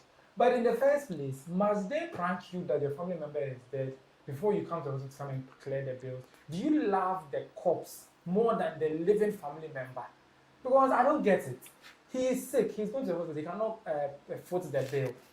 What is wrong with going to help him with the bill, and maybe later when you come and work and pay you or something like that? Must it get to the point where you, the nurses and the doctors would have to prank you people or lie to you that he's dead? So you love the dead family member more than the one who is living. I don't get this. Does this make sense to any of you? It actually makes sense. It makes sense. It makes sense because didn't we come to meet this? Didn't we come to meet this? But is it right? Before we were born, like this was going on a long time ago. And they wait for you to die and then they come and bury you. Almost only big investments. Yes. They cash out. They cash out. There are banks or loans. Yeah, for to do like, yeah, but they won't give loans for it's sickness. A business. It's a business. It's a business model that has been established. It's within there. It's there. So if you feel the people who are doing it, they feel like they are referencing. It's an investment to them. How do you call it? They are royal. They are royal. There's only for Zobia and and not make cash out. They are waiting for you to die before they can cash out. So they actually want him to die because yes, I can see disappointment in the face of the man who was talking. Yes. Like, why aren't you dead? Like, he wasn't saying that directly. He's like, we want you to die so that we use it to collect money. Why aren't you dead? It's like, it's something that has been there since the beginning of. You see the thing. MJ. The man is actually pained. It doesn't make sense. I'm not in support of what the family, yeah. But what the hospital also did is ethically, I don't think is right. But if they didn't do that, they could not be able to recover their bills. But ethically, it's not right to prank a family. Death prank. It's very bad. They negotiated with him. They went and told him the way that your family are playing hide and seek with you. The family should see if we don't pull this prank on them, they will come. And truly it worked. And I think the reason why he agreed to it is because we should go into the family and we check the guy's importance to the family. Just like RJ is saying, maybe he's just an ordinary member. You know, he's not really a contributing factor in the family. And maybe even the family might have took a loan, knowing that Opadi is there, so we should use him for money. Coming to cash out. Yeah. The family might even have taken and then loan. you will come and then Opadi come out. Opadi has not to be come out. Now when they entered and they were going to see their corpse, they went and the man is taking malt. Yeah. He's drinking malt on top of their bill. But look, isn't they should use it isn't it money rituals? No, it's not money rituals. It's not. You want me to die so that you use me to take money. But do you know? Isn't that also a form of money ritual? Do you know funeral is a business? In the Ashanti or country? Not just in the Ashantis. But other parts, do they do the same thing? They flint from the originators. Yes, because I think that it's a big deal here. Like funerals, people come, they call it bonds, funeral contribution. It's a business. There are funerals come in 3 whole days. But that one should be a king or a royal. Oh, okay. Yes. And is it? Let me come to these things. Actually, ethically, it's not right on the part of the hospital to do that. But on the other side of the game too, look at it. Nurses have been taking care of this young man because you're not reaching the family. Yes. No, they went to reach them. But they were not coming. Yes. Means that they are reaching the family. So that's the point. Because if I'm reaching you by phone and I'm not reaching you by your money and by in person, I'm not reaching you. Okay. So I'm buying food, I'm buying drinks and other things. Who will pay for those medicine and the rest? You must come to pay. Yes. Because you see, I remember 2024, I guess, when my mommy died, and before she passed away, these family members usually come to the house and then, Akosombo, how are you doing? Then they will go back. oh, then my father will ask us to pick the woman there, and then no one will contribute anything. Money. Not at all. But when she died, and then when they were taking their corpse to the mortuary, I think the mother paid, I think gave them about 1,000 cedis or something. After the 1 week celebration, come and see. Everybody was now contributing. I tell you that the corpse is theirs, the body is theirs. They will fight over the corpse. I tell you, and they threatened us to summon us to the Tumfor's palace. That we've taken their body. It's their property. You shouldn't be surprised. We the children. You that it's your mother. Yes, you we wanted to fight about it. But it got to a point where the scheduled for the main funeral was quite close. People called us, leave it. We know your father has been at your back trying to fight this war and all that. Leave it. Just go and apologize. Because at the time where we went to calculate what we had during the 1 week, there was a fight. And the fact that meanwhile, there's nothing should then you bought it. So everybody wants a piece of the funeral that is money. the point. Meanwhile, my father used to work at the bank, and the bank came in to support some drinks and water, the bottled water. After the 1 week, go to the house, the family house. They were drinking the bottled water. Meanwhile, it has been discussed that it will be used as part of bottled water we buy during the main funeral. Yes. But they were taking it after. Okay. So, a family.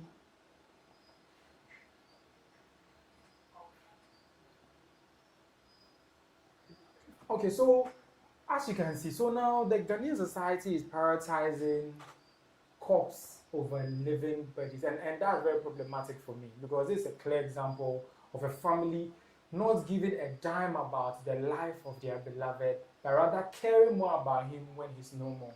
It's very bad, and I think they should take steps to make amends with him, because if it was me that my family did this to me, I'll be very hurt. I would not be in good talking things with any of them. You would be dead. You would be dead. No. In this case, he didn't die. So now that he didn't die and it's come, what do you what should be his reaction towards them? What can you actually do to them? You cannot do anything to them, but me no better man. Per se, because one can say you can't bail yourself out, and then someone comes and helps you. Not in the way you expected. Also helping the Musa. Also helping the Musa. Yes, so you have 1 or 2 things to do. You see, with regards to mine, after the burial, we the children, the family has.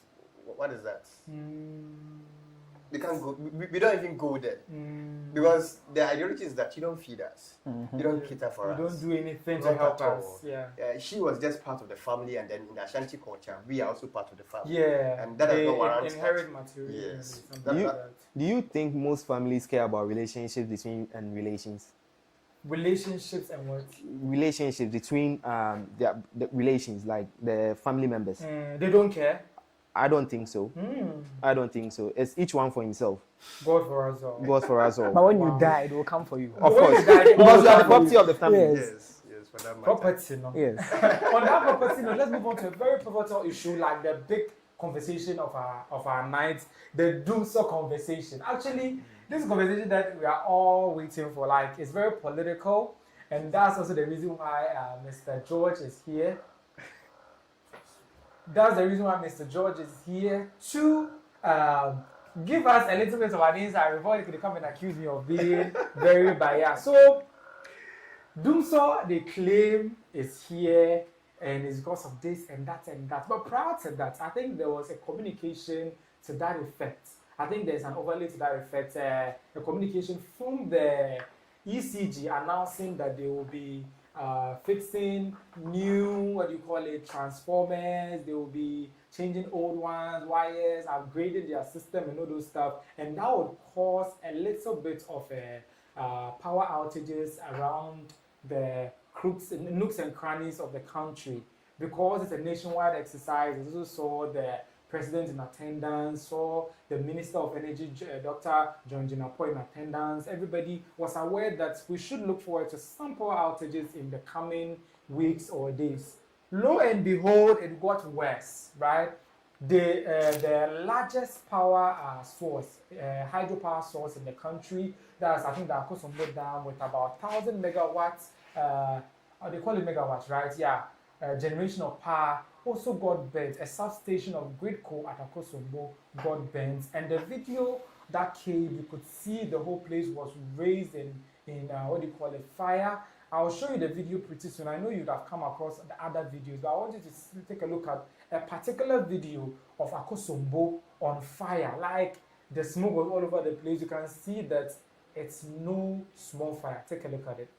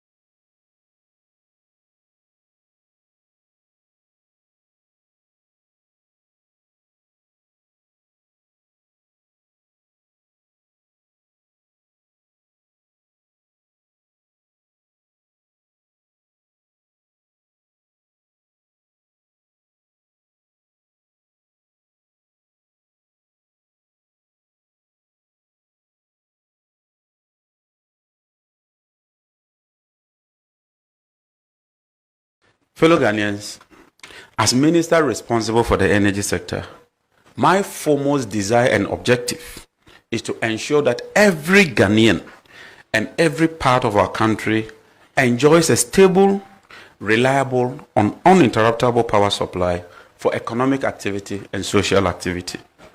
This has been the focus of our effort since assuming office, and we have not relented on that effort.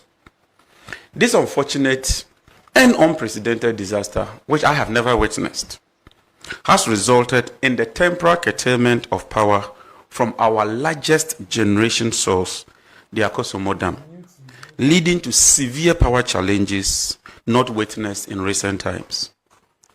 Let me state, and I state humbly, to all those affected by this situation, I wish to assure you that I deeply empathize with you and I share your frustration and discomfort in this trying moment. We never anticipated this. We never saw it coming. We've never witnessed it. It's challenging, but we would rise above this challenge. Let me assure you that government, working through all relevant sector agencies, have responded with urgency and coordination. Our engineers have since remained on site. Some of them have stayed there for 3 continuous days without leaving site, working around the clock under very, very extreme and difficult conditions to restore operations. It has been hard work. It has been determination.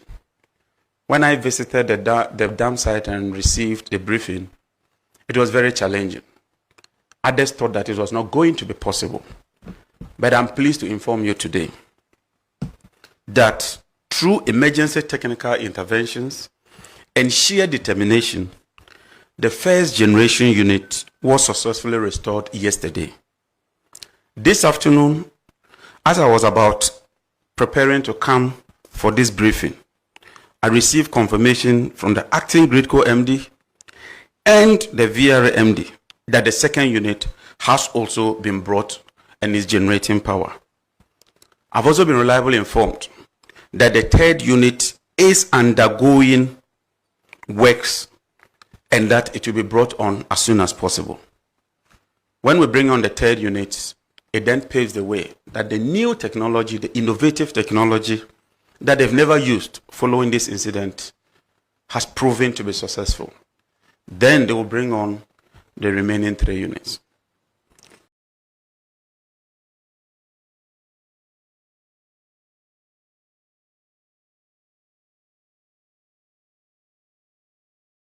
Trying to control it and whatnot, but we all know there's a situation at hand, And not too long after the energy minister and green transition spoke, Joy News also rebutted with their research claiming that it's not just a matter of power generation issues, faulty cables, transformers, whatsoever, but it's also deficits in power generation. This is what Joy News had to say. According to them, in a video that I'm supposed to show you in a bit, it is not just the fault that we have right now, but it's more than it. Light up again. It's not just fault. Ghana isn't producing enough power. New data obtained by Joy News Research suggests the recent outages are less about isolated technical issues and more about serious generation shortfall. Here's a breakdown. Thermal plants are underperforming. The expected output is 2,551 megawatts, but they are currently operating at 1,679 megawatts. That's just 66% capacity. This means there's a deficit of 872 megawatts. Some plants like Senate and Pon Thermal are not producing at all, while others like Asogli and Tema are running below capacity. Hydropower is even worse. Although the expected output is 1,000, that is a shortfall of more than 1,000 megawatts. At Akosombo Dam, output has dropped to just 86 megawatts, about 10% of capacity following the recent substation fire. Bon is also low at 21%, while Bui is carrying a heavy load at about 77%, close to maximum. Overall, there is a 37% dependable capacity gap, meaning that even if the grid is fixed, there's simply not enough power being generated to meet demand. So, this is not just about transformer upgrades or one-off faults.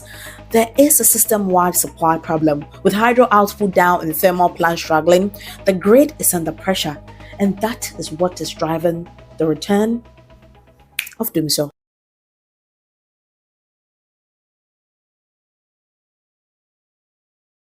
It's not really the case about the transformer transitions and the rest. It's actually a generation or capacity issues.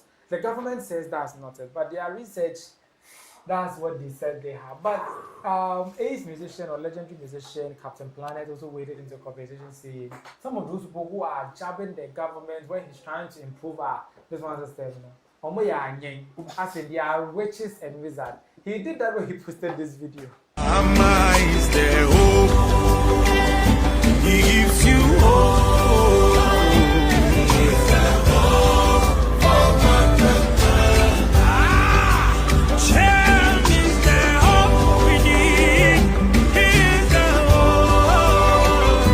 He's the hope for mankind. Let's build the Ghana. Okay, so Captain Planet is like, he's bringing all these big machines to come and solve the situation, and also besides, Akosombo has even bent. And instead of us to tap cool or take it easy on the current government or the government of the day to fix an issue that we have at hand, we are rather lambasting the government left, right, center. We are witches and wizards. But speaking about this, Mahama himself has also spoken about this. This Dumsor issue, according to him, it's not a Dumsor. It's rather an upgrade, or they are trying to. It's not really Dumsor. It's really something else. Let's take a listen to what Mahama said. As 1980s, when we started the National Electrification Program, at that time the population of Ghana was much smaller than it is today. I think some 19 million or 18 million. Today we're 33 million. And it means that all our communities are expanding. And so, if we take the example of the transformer in Ungwa, in Lashim, which was 22 years old, you can imagine that the transformer was installed 22 years ago. And since then, the community has expanded beyond the capacity of the transformer. That's why you have the lights being very unstable. And for many years, ECG and NEDCO have not done a mass replacement of transformers to upgrade the power of the transformers to be able to meet the growing demand in the communities. And so the minister made the request and cabinet approved updates, the Minister of Finance came to the assistance of the Ministry of Energy, and I've acquired a lot of transformers for installation nationwide, currently 2,500 transformers. And so we're going to see stable power after this first phase. And like he said, after that, constantly we'll keep taking out the old transformers so that Ghana can have stable power. And so, like he said, I'll appeal to our people. The outages you are facing are not Dumsor. It is to enable you get better quality and stable power. But like he said, anytime they are going to replace transformers, to inform the people in the area so that they are aware that their lights are going to be put up for a while until the transformers are installed. One of the things that I'm happy about is a lot of these transformers are produced locally in Ghana. They are made in Ghana transformers. And so it also helps to multiply the benefits that our country is making. I'm looking to the day where all our transformers will be produced locally, and we'll be able to stabilize the power situation in our country. So well done, NEDCO, ECG. We must just now improve our customer response time. And so we need a system where when customers call, there's a quick response to either rectify faults or something. I was discussing that with the minister yesterday. So I'm sure he'll get back in touch with you to see how we can get some proper call centers and employ young Ghanaians to sit there and respond to people when they call reporting. Okay, so as you heard there, it is not Dumsor or power outages as you are saying. It is rather an upgrade of whatever that we had. This is not the only thing that Mahama did though. He was speaking about the transformer thing and all those stuff. He also admitted the fact that Akosombo is also causing the issue. So in view of that, he didn't just sit in Accra after making this statement. He visited Akosombo itself. So he went to inspect the steps or the engineering works to reinstate or restore the Akosombo substation of Gridco to the what it was, so that we can be able to restore the megawatts, the thousands of megawatts of power that we've lost from the national grid. And this is him at Akosombo.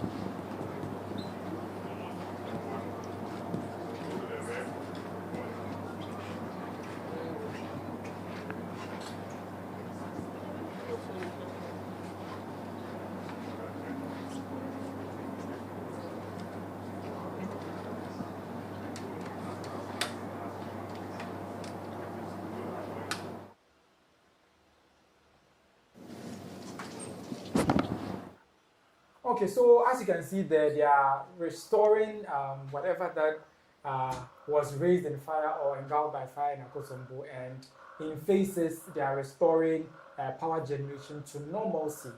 But the controversy has taken over social media, with many people pointing fingers that Mahama is always coming with Dumsor, Mahama is always doing this and all that. It is in view of this and the Joy News research that I think Felix Kwache also reacted to it, saying that the fact that their plants or the power generation, this one, can be able to produce to a certain limit doesn't mean that they must produce that at all costs. So let's say Akosombo can produce, let's say, 5,000 megawatts figuratively. It doesn't mean that automatically they should produce that when Ghana would need less than that. Even though he was trying to make sense and all those stuff, but I don't know whether he was really making sense. And as you can see from the tweets that he posted right there, he's the communications director, I think at the presidency. Yeah, he's trying to defend his government about the situation at hand, trying to hit back at Joy News. And there are several other Ghanaians who are saying Dumsor is back by saying that it's just Akosombo and generator issues that have, transformer issues that have caused it. But my issue now, let me start with the NPP person. Is Dumsor back or not? All right, thank you very much, iChris. But the first question to you is that now you're not in Menshia anymore, or you are not in. I'm not in Menshia. You are here in Obuasi. Yeah. Is Dumsor back or not? Pardon me. Is Dumsor back or not? I can't tell. You can't tell. Okay. But I believe any of my panelists can also tell. Okay. Listen. The light goes off sometimes. What is the usual phenomenon in a country like Ghana? Because you can't tell me that this is the first time that... It's not the first time. Must that be so? Yeah. So it mustn't be so. But it doesn't mean that every time your light goes off, it is Dumsor. Alright, so let me continue. Is that the case? Let me continue. Alright, so the case of Dumsor is sometimes when you listen to our honorables and then appointees, even the president trying to justify the reason behind the power outages and all that. It quite saddens me because look at it, we're in power for 8 good years, and I know very well somewhere late of 2023, I think December thereabout, up to the earliest of 2024, we experienced a little bit of this kind of power outages. 2024, yes. 2023, 2024, December, we're experiencing the same sure. thing. Yeah. And we're in hell. Mr. Johnson and Sidin Ketia sat on Joy News to lambast that. Yeah. It is not of the case that an engineer would tell us that they are changing transformers and as such, there must be lights off. Yeah, I remember that Joy News. But you see, in actual sense, there must be lights off. There must. Let's say if we are changing your transformer in your community, must it not affect you? Yeah, it has to affect you. But the assumption is that right after the replacement, it must come up. Yes. That's it. But he sat on Joy News to paint the government black that no engineer should tell you that when you are changing or when you are replacing transformers, it must be so. And then, so it's coming back to bite him and the party that they are changing transformers and the lights are going on. That's all. So they've shot themselves in the foot. Thank you very much. And then let me continue by tackling the Akosombo issue. Before April, that's the ending of April, that's where somewhere 20th, 21st, thereabout, we're experiencing Dumsor. Somewhere February, March. So if now that it was quite intense, you are telling us that because there was a gap at Akosombo that led to this. It's not so. And then let me tell you, we lost about 1,000 megawatts of power. Sure, and then it was about 25% of which is quite a significant figure. But the reason of Joy News, the research that they did. Here lies the case. If you have to talk of the generations, specifically Akosombo will be the biggest, as you said. Yes. But when you have to combine all of them, the thermals that Ghana has is bigger than what Akosombo is giving us. And in that capacity, we have more capacity at Akosombo. No, the thermals will be giving us more. Okay. So in that capacity, Akosombo will giving us somewhere 30% of generation, and then the thermals in all together will give us somewhere, I think, 45%. And the thermals uses fuel and then natural gases and other things. And that's from the independent power producers, or? Yes, yes, I believe so. And that's the car power, the Sogli, so if you are telling us because we lost about 1,000 megawatts of Akosombo's production, and as such, as a country, we cannot have a light as consistent as supposed to be, then that's not correct. What is happening to the natural gas and the fuel system? The Atuabo gas, or which one? No, we have thermals that we use to produce light as well. And I think let me. Yeah, so we have thermal plants that we use, right? Yes, I think at Atuabo gas pipeline, we have other facilities that have been put together to supplement the gas supply or the use of fuel to generate power. Yes. But this is the case that they've lost a major source of power within the country, Akosombo, as we all know. And shouldn't we cut them some slack? No. I'm saying when you put all thermals together, they are giving light like about 45% to the nation. And we've lost about 30 from Akosombo. No. Akosombo's one is like 25% because we lost just 1,000 megawatts of the capacity they can produce about. Is it 4,100 megawatts? And then we lost 1,000 megawatts, meaning about 25%. So if you're losing 25% of Akosombo, that means you must be able to power the thermals from the other side using the natural gases, so it can give us light. Instead of relying on Akosombo. But this one, a substation that was burned down, they can produce the power all right, but where the power passed through to get to us now has been burnt. How? So how does the power go out? No. That may not be the case. That's what they are explaining to us. Who? That they can produce the power all right. Yes. Some of the turbines, this one are all right, but the power. will not be able to go through the control room. I don't know the process. Well, fine. Engineers can help us. Yeah. But I talking from the side of Akosombo. Akosombo situation. It's not as though the turbines are not there. They are there. They can produce. But where it will pass, for us to be able to get it. We have other sides that we use to produce energy for the country. As we use natural gas, sometimes diesel and other things to produce light. Not just Akosombo's hydro generation. Not that one. So you are telling me to switch to fuel-based electricity right now? At least if that one is giving us a 45%, and then meanwhile globally there's a shortage of fuel. That is because of the close of the Strait of Hormuz. You have brought it up. So now you have brought it up. If we switch to that one, they sat on national television to lambast that we have about 6 weeks to 7 weeks fuel. That's what the when they're talking about the fact that the consumption, that's what the Ghanaian people uses, or they added the country's consumption of natural gases and diesel and other things to it. When they announced the 6 weeks? Yes. Well, they were just saying the previous government didn't procure enough fuel to be able to last us. No, that's not the case. They came that, no, we have enough. 6 weeks, 7 weeks, we have enough. So my question is, did they add the country's use of the fuel that they said we have? That's the point. They calculate the one that we use to generate power in our nation. Yes. I can't tell. So I can say on that note, they lie to the Ghanaian people. They lie to the Ghanaian people. And where is the lie precisely? Because if you are saying we have 6 weeks to 7 weeks of fuel and diesel oil product, and then at this point that we need light, we cannot use part of it to generate light for the country. If we use part of it to generate light for the country and there's fuel shortage, will you complain? That is the point, that they are not telling the truth. You see, it's a national crisis that we all have to find means and ways to solve it. But when they were in opposition, they make it seem as it is a Kufuor Bawumia government that is trying to put this hardship on Guineans. When we had the Ukrainian war, the COVID-19. But that one didn't lead to the close of the Strait of Hormuz. But with the current Iran-US, directly something affecting oil was closed. But with Ukraine-Russia, Strait of Hormuz is not there. Whether being closed or not being closed, let's take this point.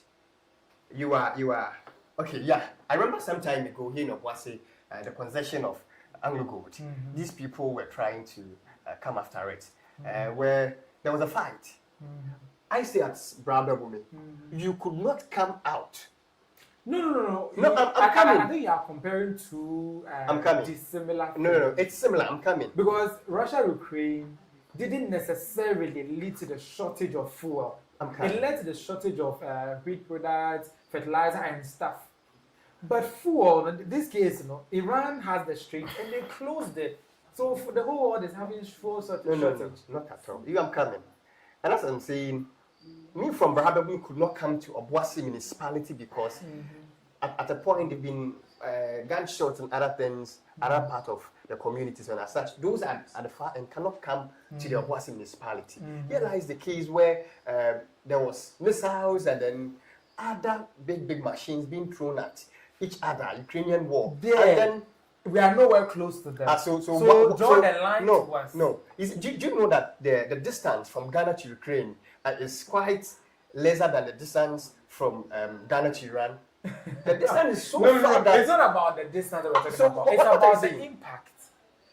Ukraine's economy was doing better than Ghana at a point. Do you know that? Yes. A country that is being bombed, where the bombs are landing. So if their currency was doing better than us, you could have gone there to also produce or get... So we are saying that even though Russia and Ukraine could have done a bit, we blamed our entire economic woes on it when it didn't have a direct bearing on our economy. Not at all. And in this case, there's a strait which controls 25% of the world's oil, which has been during closed. the Ukrainian war, there was a hike of the fuel system, the pricing of it. Yes, because of Russia withdrawing from the market and stuff. So if you are saying that one too is there.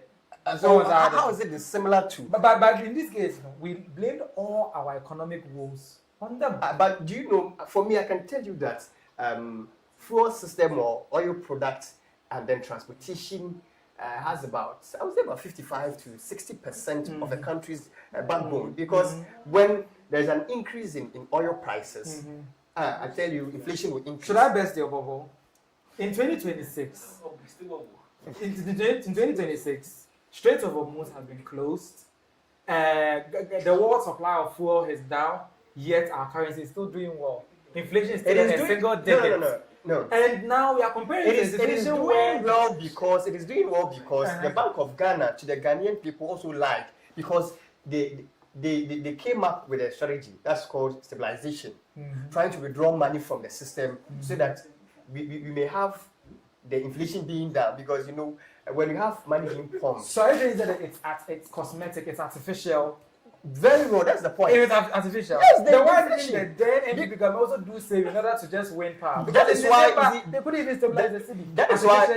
That is why now the Bank of Ghana is losing 19 point something billion. But then the exchange rate is good. So if they lose, how good is that? You see, they're just smiling. I don't know. But then you know it's quite funny. You were in this country when there was a similar uprising in the Middle East and other parts of the world, and there were problems. Now the same thing, a similar thing is happening, and the exchange rate is stable. Inflation is down. A lot of the economic indicators are fine. MJ, comparing the two, let's say it's the same thing that's happening. Let's say Russia-Ukraine is still happening right now. The other one, they said everything about us was very bad. Now the same thing is happening in another place, and everything about us is good. What do you say to this? Okay, for me, I don't want to relate this current Dumsor, should I term it Dumsor, to the straits being closed.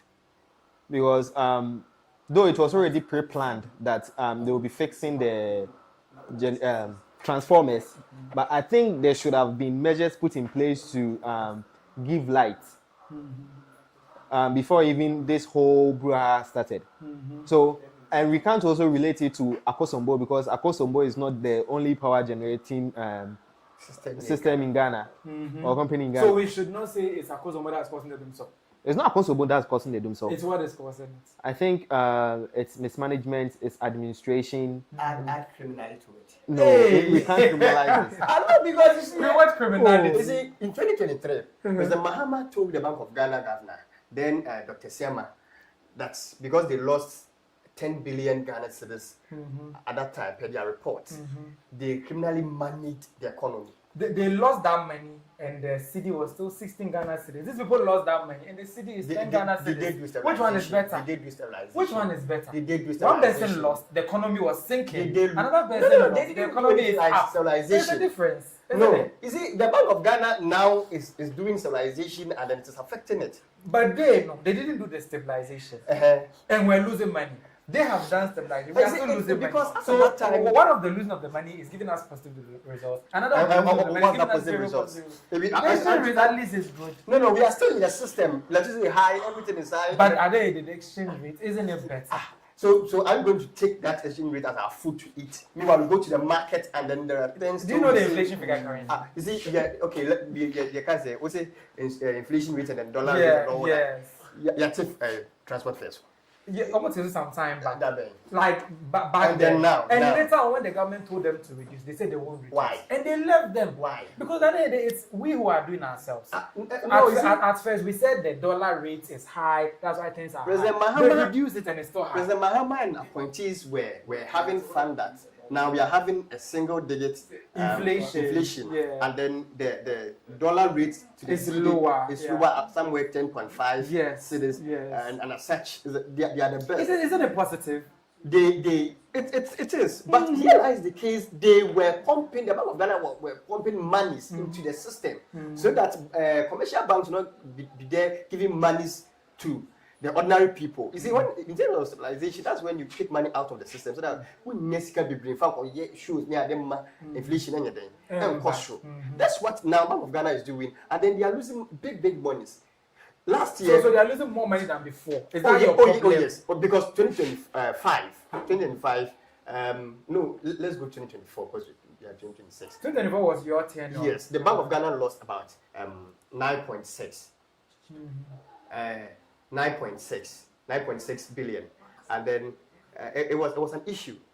But here lies the case that now that their first report is close to about 15.67 billion, it's about 65% what the Kufuor government and Dr. Zema, no, Dr. Zema, Dr. Addison, sorry, I think the former Bank of Ghana. Yes, Dr. Addison performed. They lost 9 billion. But you that she said you are doing well. You are stabilizing the economy. The system is good for the people. Meanwhile, it's not so. You look about sure it's not so. Are you sure it's not so? Even though we cannot say everything has reduced, but the bag of rice that was sold at 150 cedis is now less than 100 cedis. The oil that was going off, like sometimes I'll go and buy this. And then all of these has been pushed to the transportation and lighting system. But then they, at least now they've reduced some of the things that we buy. So if you go to market to buy rice, of which was say about 800 cedis and now it's 500 cedis, and then you use the rest of the 300 cedis to pay your light and then your transportation. What kind of? I think you are being too political about this. It's not about being too political, because it must be so. Because these people, when you see them defending the Dumsor issue, it's so sad. Because they painted this Baumia and then the Kufuor government so evil for the people to know that, they don't have any wisdom, even technology-wise, whatever-wise. Meanwhile, when they came to power, look at what they are doing. Even someone trying to call Eku and then Eku is not responding. Eku conversation is not part of this conversation. So I'm trying to say, one thing I've learned in life is that, when someone is doing something, you can look at it and then contribute your quota. But when you go against it, knowing very well that you come back to also hold the same position, you must tread cautiously in whatever you say. In whatever that you do. RJ, what do you make of the situation? Is Dumsor back, and do they have a legitimate reason, or should we cut them some slack? Dumsor, from Joy News, you get to realize that there is a generation deficit. That's what Joy News is claiming. But it's a research. But Felix Kwache too is saying it's not a generation. Who is Felix Kwache? He is the communications director. From the president. Yeah, from the so president. definitely he would defend the government. So he's saying, and then he says, just because you have a bottle or a tank that can take 5 million gallons of water, doesn't mean you should fill it with that amount of water. You need just one. Okay. So if you fill it with 5 million, you're just wasting this one. That's what he's saying. You should not be the same. That's what he's saying. He's saying that even though the turbines or this one have bigger capacity, they produce according to demand, not according to just because they can produce. They are just producing. Because when you produce, why are you keeping it? So we should use only Akosombo. And now Akosombo, where they will transmit the power, is bent. Oh no, don't be deceived. That's what they are saying. So we shouldn't believe them. They are lying. Oh, they are lying. Do you believe that the government will pull off a whole hoax about transformer replacement, Akosombo burning down, and all those are just to create bad PR for themselves? Why would they do that? So what do they stand to gain from that? I believe what Joy News published is actually right, because any power deficit in Anka, why would they provide electricity for us to go about our daily lives? That's what we have been going about. So obviously something has to be done. And the current administration is actually doing something. They are doing something. And so I feel we should just give them some time. We should give them some time. Give them some time. Even though it may be another case of generation instead of what they are talking about. They are trying what they have right now.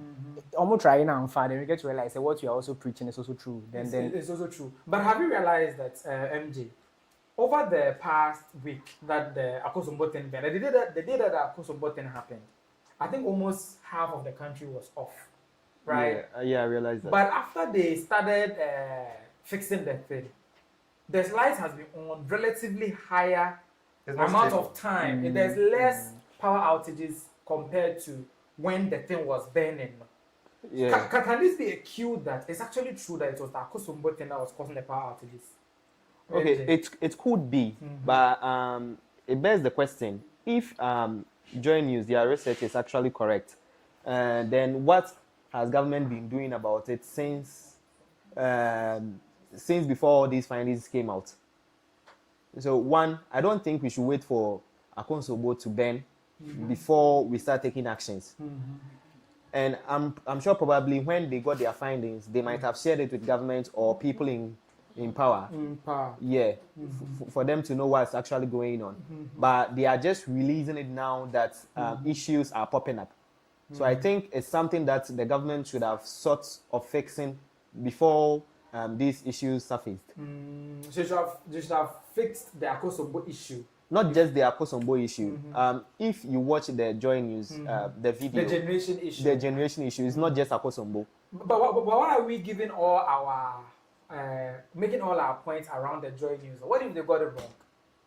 The benefit of the doubt. I don't think because according to some people too, Joy News people, they may be politically biased.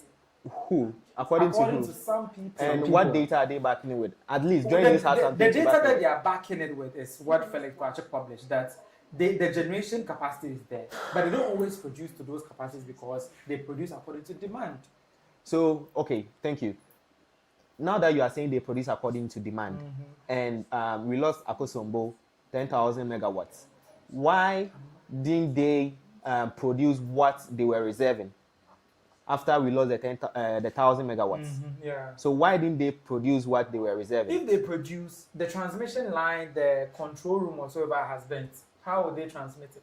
So then that brings the question. You see the video that I showed about Mahama visiting the room. You see the machines there. Oh yeah, I guess you. If I saw those the video. machines are not there, how would the power go out?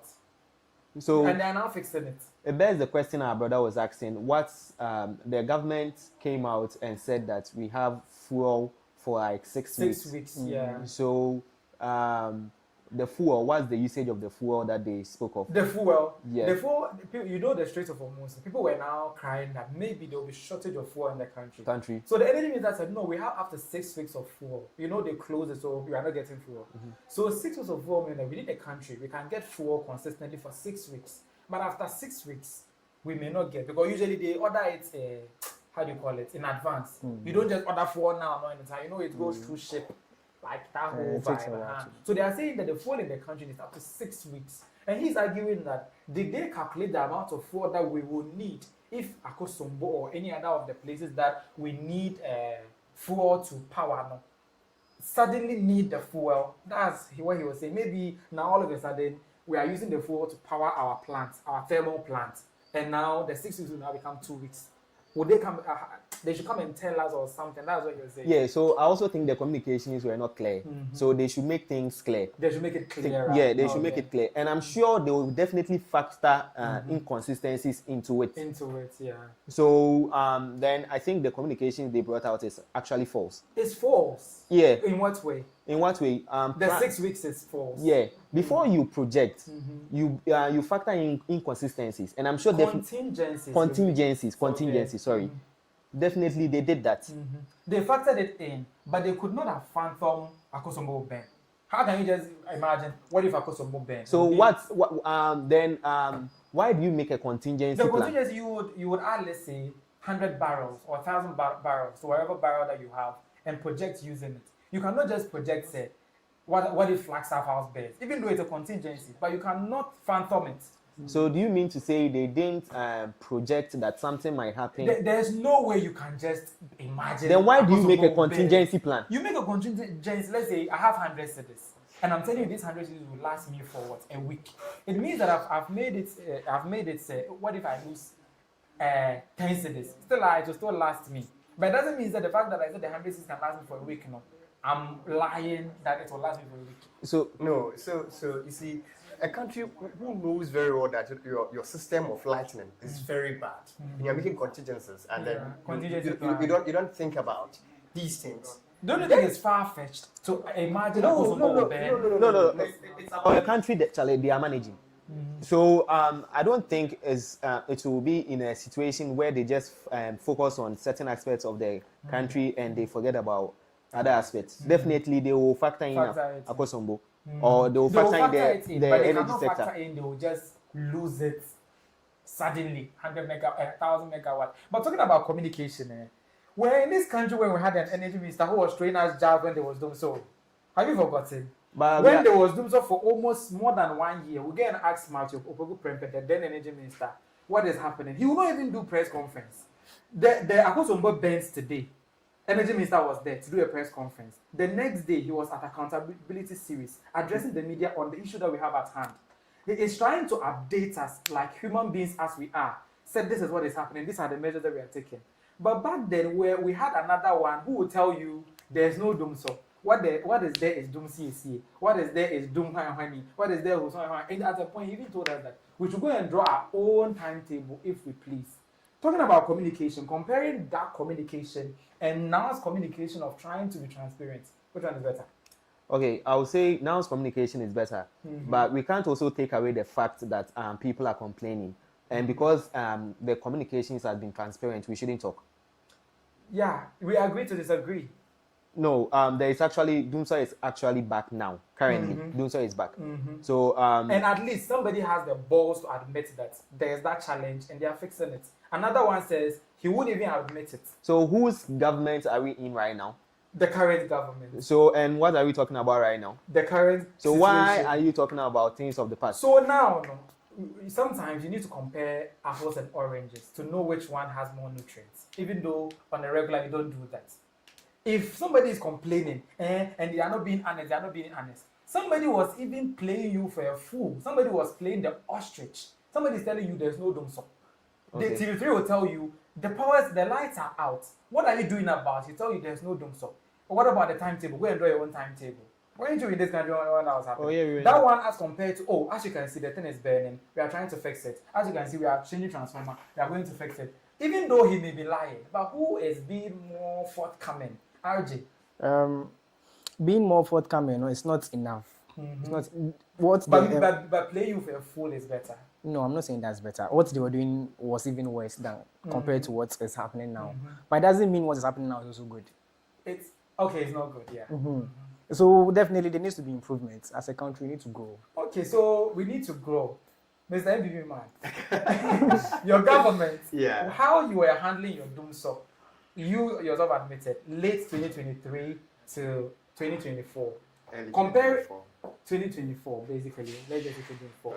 I experienced it. I know it. And I know it's only somebody who was playing ostrich who will tell us there was no Dumsor during that. Even if my producer had his controls, he would put this one where Nanado was saying that the Dumsor that came, he has fixed it. And your communications director, Miracles Abuaji, came and said, we fixed it. Today, Miracles Abuaji said during his time there was no Dumsor. You see, sometimes you tend to see certain things for either funny moment or some other things. But to come out clear that you are bringing us the truth of the matter and cover yourself with wolf skin and then cover yourself again with an angel skin, trying to deceive the people, that's what we are talking about. Do you think they are deceiving us? Because the rules of propaganda that the Greek boss was appointed by the then government. That's why they removed him. So I'm coming to that. And as such, can be sabotaging the government. One. Then came to Ashanti region, that the ECT boss, Ashanti region, is an MPP member. And then probably he will be the one sabotaging Ashanti region from the NDC. Then later, the next day, they came, Akosombo is burning, so it has taken about 1,000 megawatts. So how do we connect these communications? What are you making out of it? I'm trying to say that whatever they are communicating, but there are lies attached to their communication. And they are lying through their teeth. A whole lot. Worse than you were. Oh, come on. Are you see, sure? if we are not going to give you something that you may rely upon, and someone who gives you something that you believe you are relying upon, but truly is not the case, then what's the difference between we that we are not giving a response to the one giving you a response? But that's not the case. So you are making a case for what you did. But the truth is that when they started saying they are fixing it, they are restoring this, as the press conference said they have restored 3, they will restore 4, now they restore. they've You done will 5. agree with me that truly to his words, the time within which that they take our lives, we were in it for about 24 hours or more. After he came and did the press conference, they would take it for like 12 hours or less and bring it back. Like, you can see improvement. You can see that the minister has spoke. And actually, you are seeing so you're saying the then government did not solve the then government was playing ostrich. He will cover his head in sand and claim there is no problem. Meanwhile, we all know there's a problem. So one who covers himself with an angel, meanwhile, is oath under the angels. Something. So are they the one at least is forthcoming? How? One is able to, and let me also because someone who knows very well that there's a power crisis, and then you play propaganda out of that crisis. Is it propaganda? It's propaganda. How do you say that the Gripco boss was appointed by the previous government, and as such maybe that case? No, it's just speculation. No. How? You see, the other time I commented on one of leaders here in Obuasi campus. I commented on status that you are saying that this. Meanwhile, we appointed a person who's supposed to be neutral in our parliament, and then we all know in this country how this person gave a pressure to the then President Kufuor. I mean, Right Honorable the kind of pressure he gave to Kufuor. Meanwhile, you people are there saying that it was a neutral position. Meanwhile, wasn't he neutral? He never played the role of a neutral. But you voted for him to become speaker. So I told him that we all voted to bring Agbambabin to this speakership position. And NDC never said anything. But when he came to power, experiencing Dumsor in Ashanti region and then somehow the whole country, and then Akosombo got bent. You are saying that because the Gripco boss was appointed by the previous government, the Ashanti regional ECG boss is an NPP member. That's why we're having Dumsor. Is this the case? But look, is this a coincidence? Always when Mahama is in power, something bends. Something bends. And at the end, they will be Dumsor because of that. Because this is not the first time that Akosombo is having issues. Sure. This is not the first time that we are having those transformer issues that we are having right now. Yeah. Why is that always when Mahama is there, something happens to his transformer, something happens to his control rooms and the rest. And in as much as we don't want to go back in time, during his time, when Kufuor's time, there was Akosombo issues. Do you know that he sent Pastor there to go and pray? So that there will be more water and all those stuff. Okay. But when he came and you guys were giving him fire, what did he do? Is he first of all, he accepted responsibility that yes, there's Dumsor and I'm going to fix it. Right? Yeah. What is so wrong about accepting responsibilities? Because I'm seeing that the MPP, your people, accepting responsibility is always the problem. And even you see, let me go to the scriptures and where the Lord Jesus was saying, Ubia, Jesus said, in case of yes, mama, Jesus said, Ubeko, now uncle. And then the one Jesus said, uncle, and as you were Jesus said, uncle, but the later he goes. So you people are the ones who said, I'm just putting up to you. I get in it. So that's the case. You see, the case is there. You are trying to fix it, but don't lie in attachment to your trying to another person will tell you the case is not even dead. Meanwhile, you are experiencing it. You are burning and he tell you no, you are in cold. But at the latter, he will fix it. Is that not it? But the person lied. No. But at the latter, he fixed it. He did, right? But you that you see, or not. You that you are trying to fix it. You want to play politics and then be like, we angel, but that's not the case. So they are not angels. Not at all. And John Jinapo is not telling us the entire truth. No. I respect him very, very well, but he's not telling us everything. The entire truth. Yes. Okay, so MJ, your final thoughts on this? Looking at the whole situation, whether there are improvements or not, or whether they are lying, whether the ex-Royal government was doing the right thing or not. We are in a situation right now. They've admitted it and they've said, give us a month. Give us 3 months. Even the ECG people even said, because of the transformer issues, it may even take up to 2 years, right? But either way, they are fixing it gradually. Are you buying into this state of mind or framework, or you are not having it at all? I'm not having it at all. Why? Because why should they wait for crisis to arise before they come and communicate these things to us? It should have been pre-planned, done. Communicate what? The transformer thing? Not the transformer thing. Not the transformer thing. But right now, the Dumsor we are currently experiencing. They should have communicated the Akosombo burning before it burns. Not the Akosombo burning before it burns. But though, I'm saying they are being transparent. They are being transparent in their communications, but I think these issues shouldn't have popped up in the first place. Because we started experiencing Dumsor before even Akosombo got burnt. And we are being honest. Because they were changing transformers. Not just transformers. Because they had already announced that already. Transformers, they announced it like last year. But do you know Dumsor was there before they even started changing the transformers? Yes, Dumsor was there before they started changing the transformers. Dumsor started here somewhere around March. Anyway. Yeah. Continue. So Dumsor started before they started changing the transformers. So I think it's issues of mismanagement and administration, which they should have handled properly. Which they should have handled properly. Yeah, the government should have handled properly. Yeah. So that's my take on it. Yeah. So RJ, you two, they've assured us they are working on it. Do you trust them to work on it and get us to normals when it comes to energy supply? Whether we trust them or we don't trust them to work on it. Oh, to me, go to a movie idea. So because almost 4 years now, so they are 2 years away. Yes. So we have to back them, and then hopefully they do what's right, and then it gets us back to where we were before all this started happening. Yeah.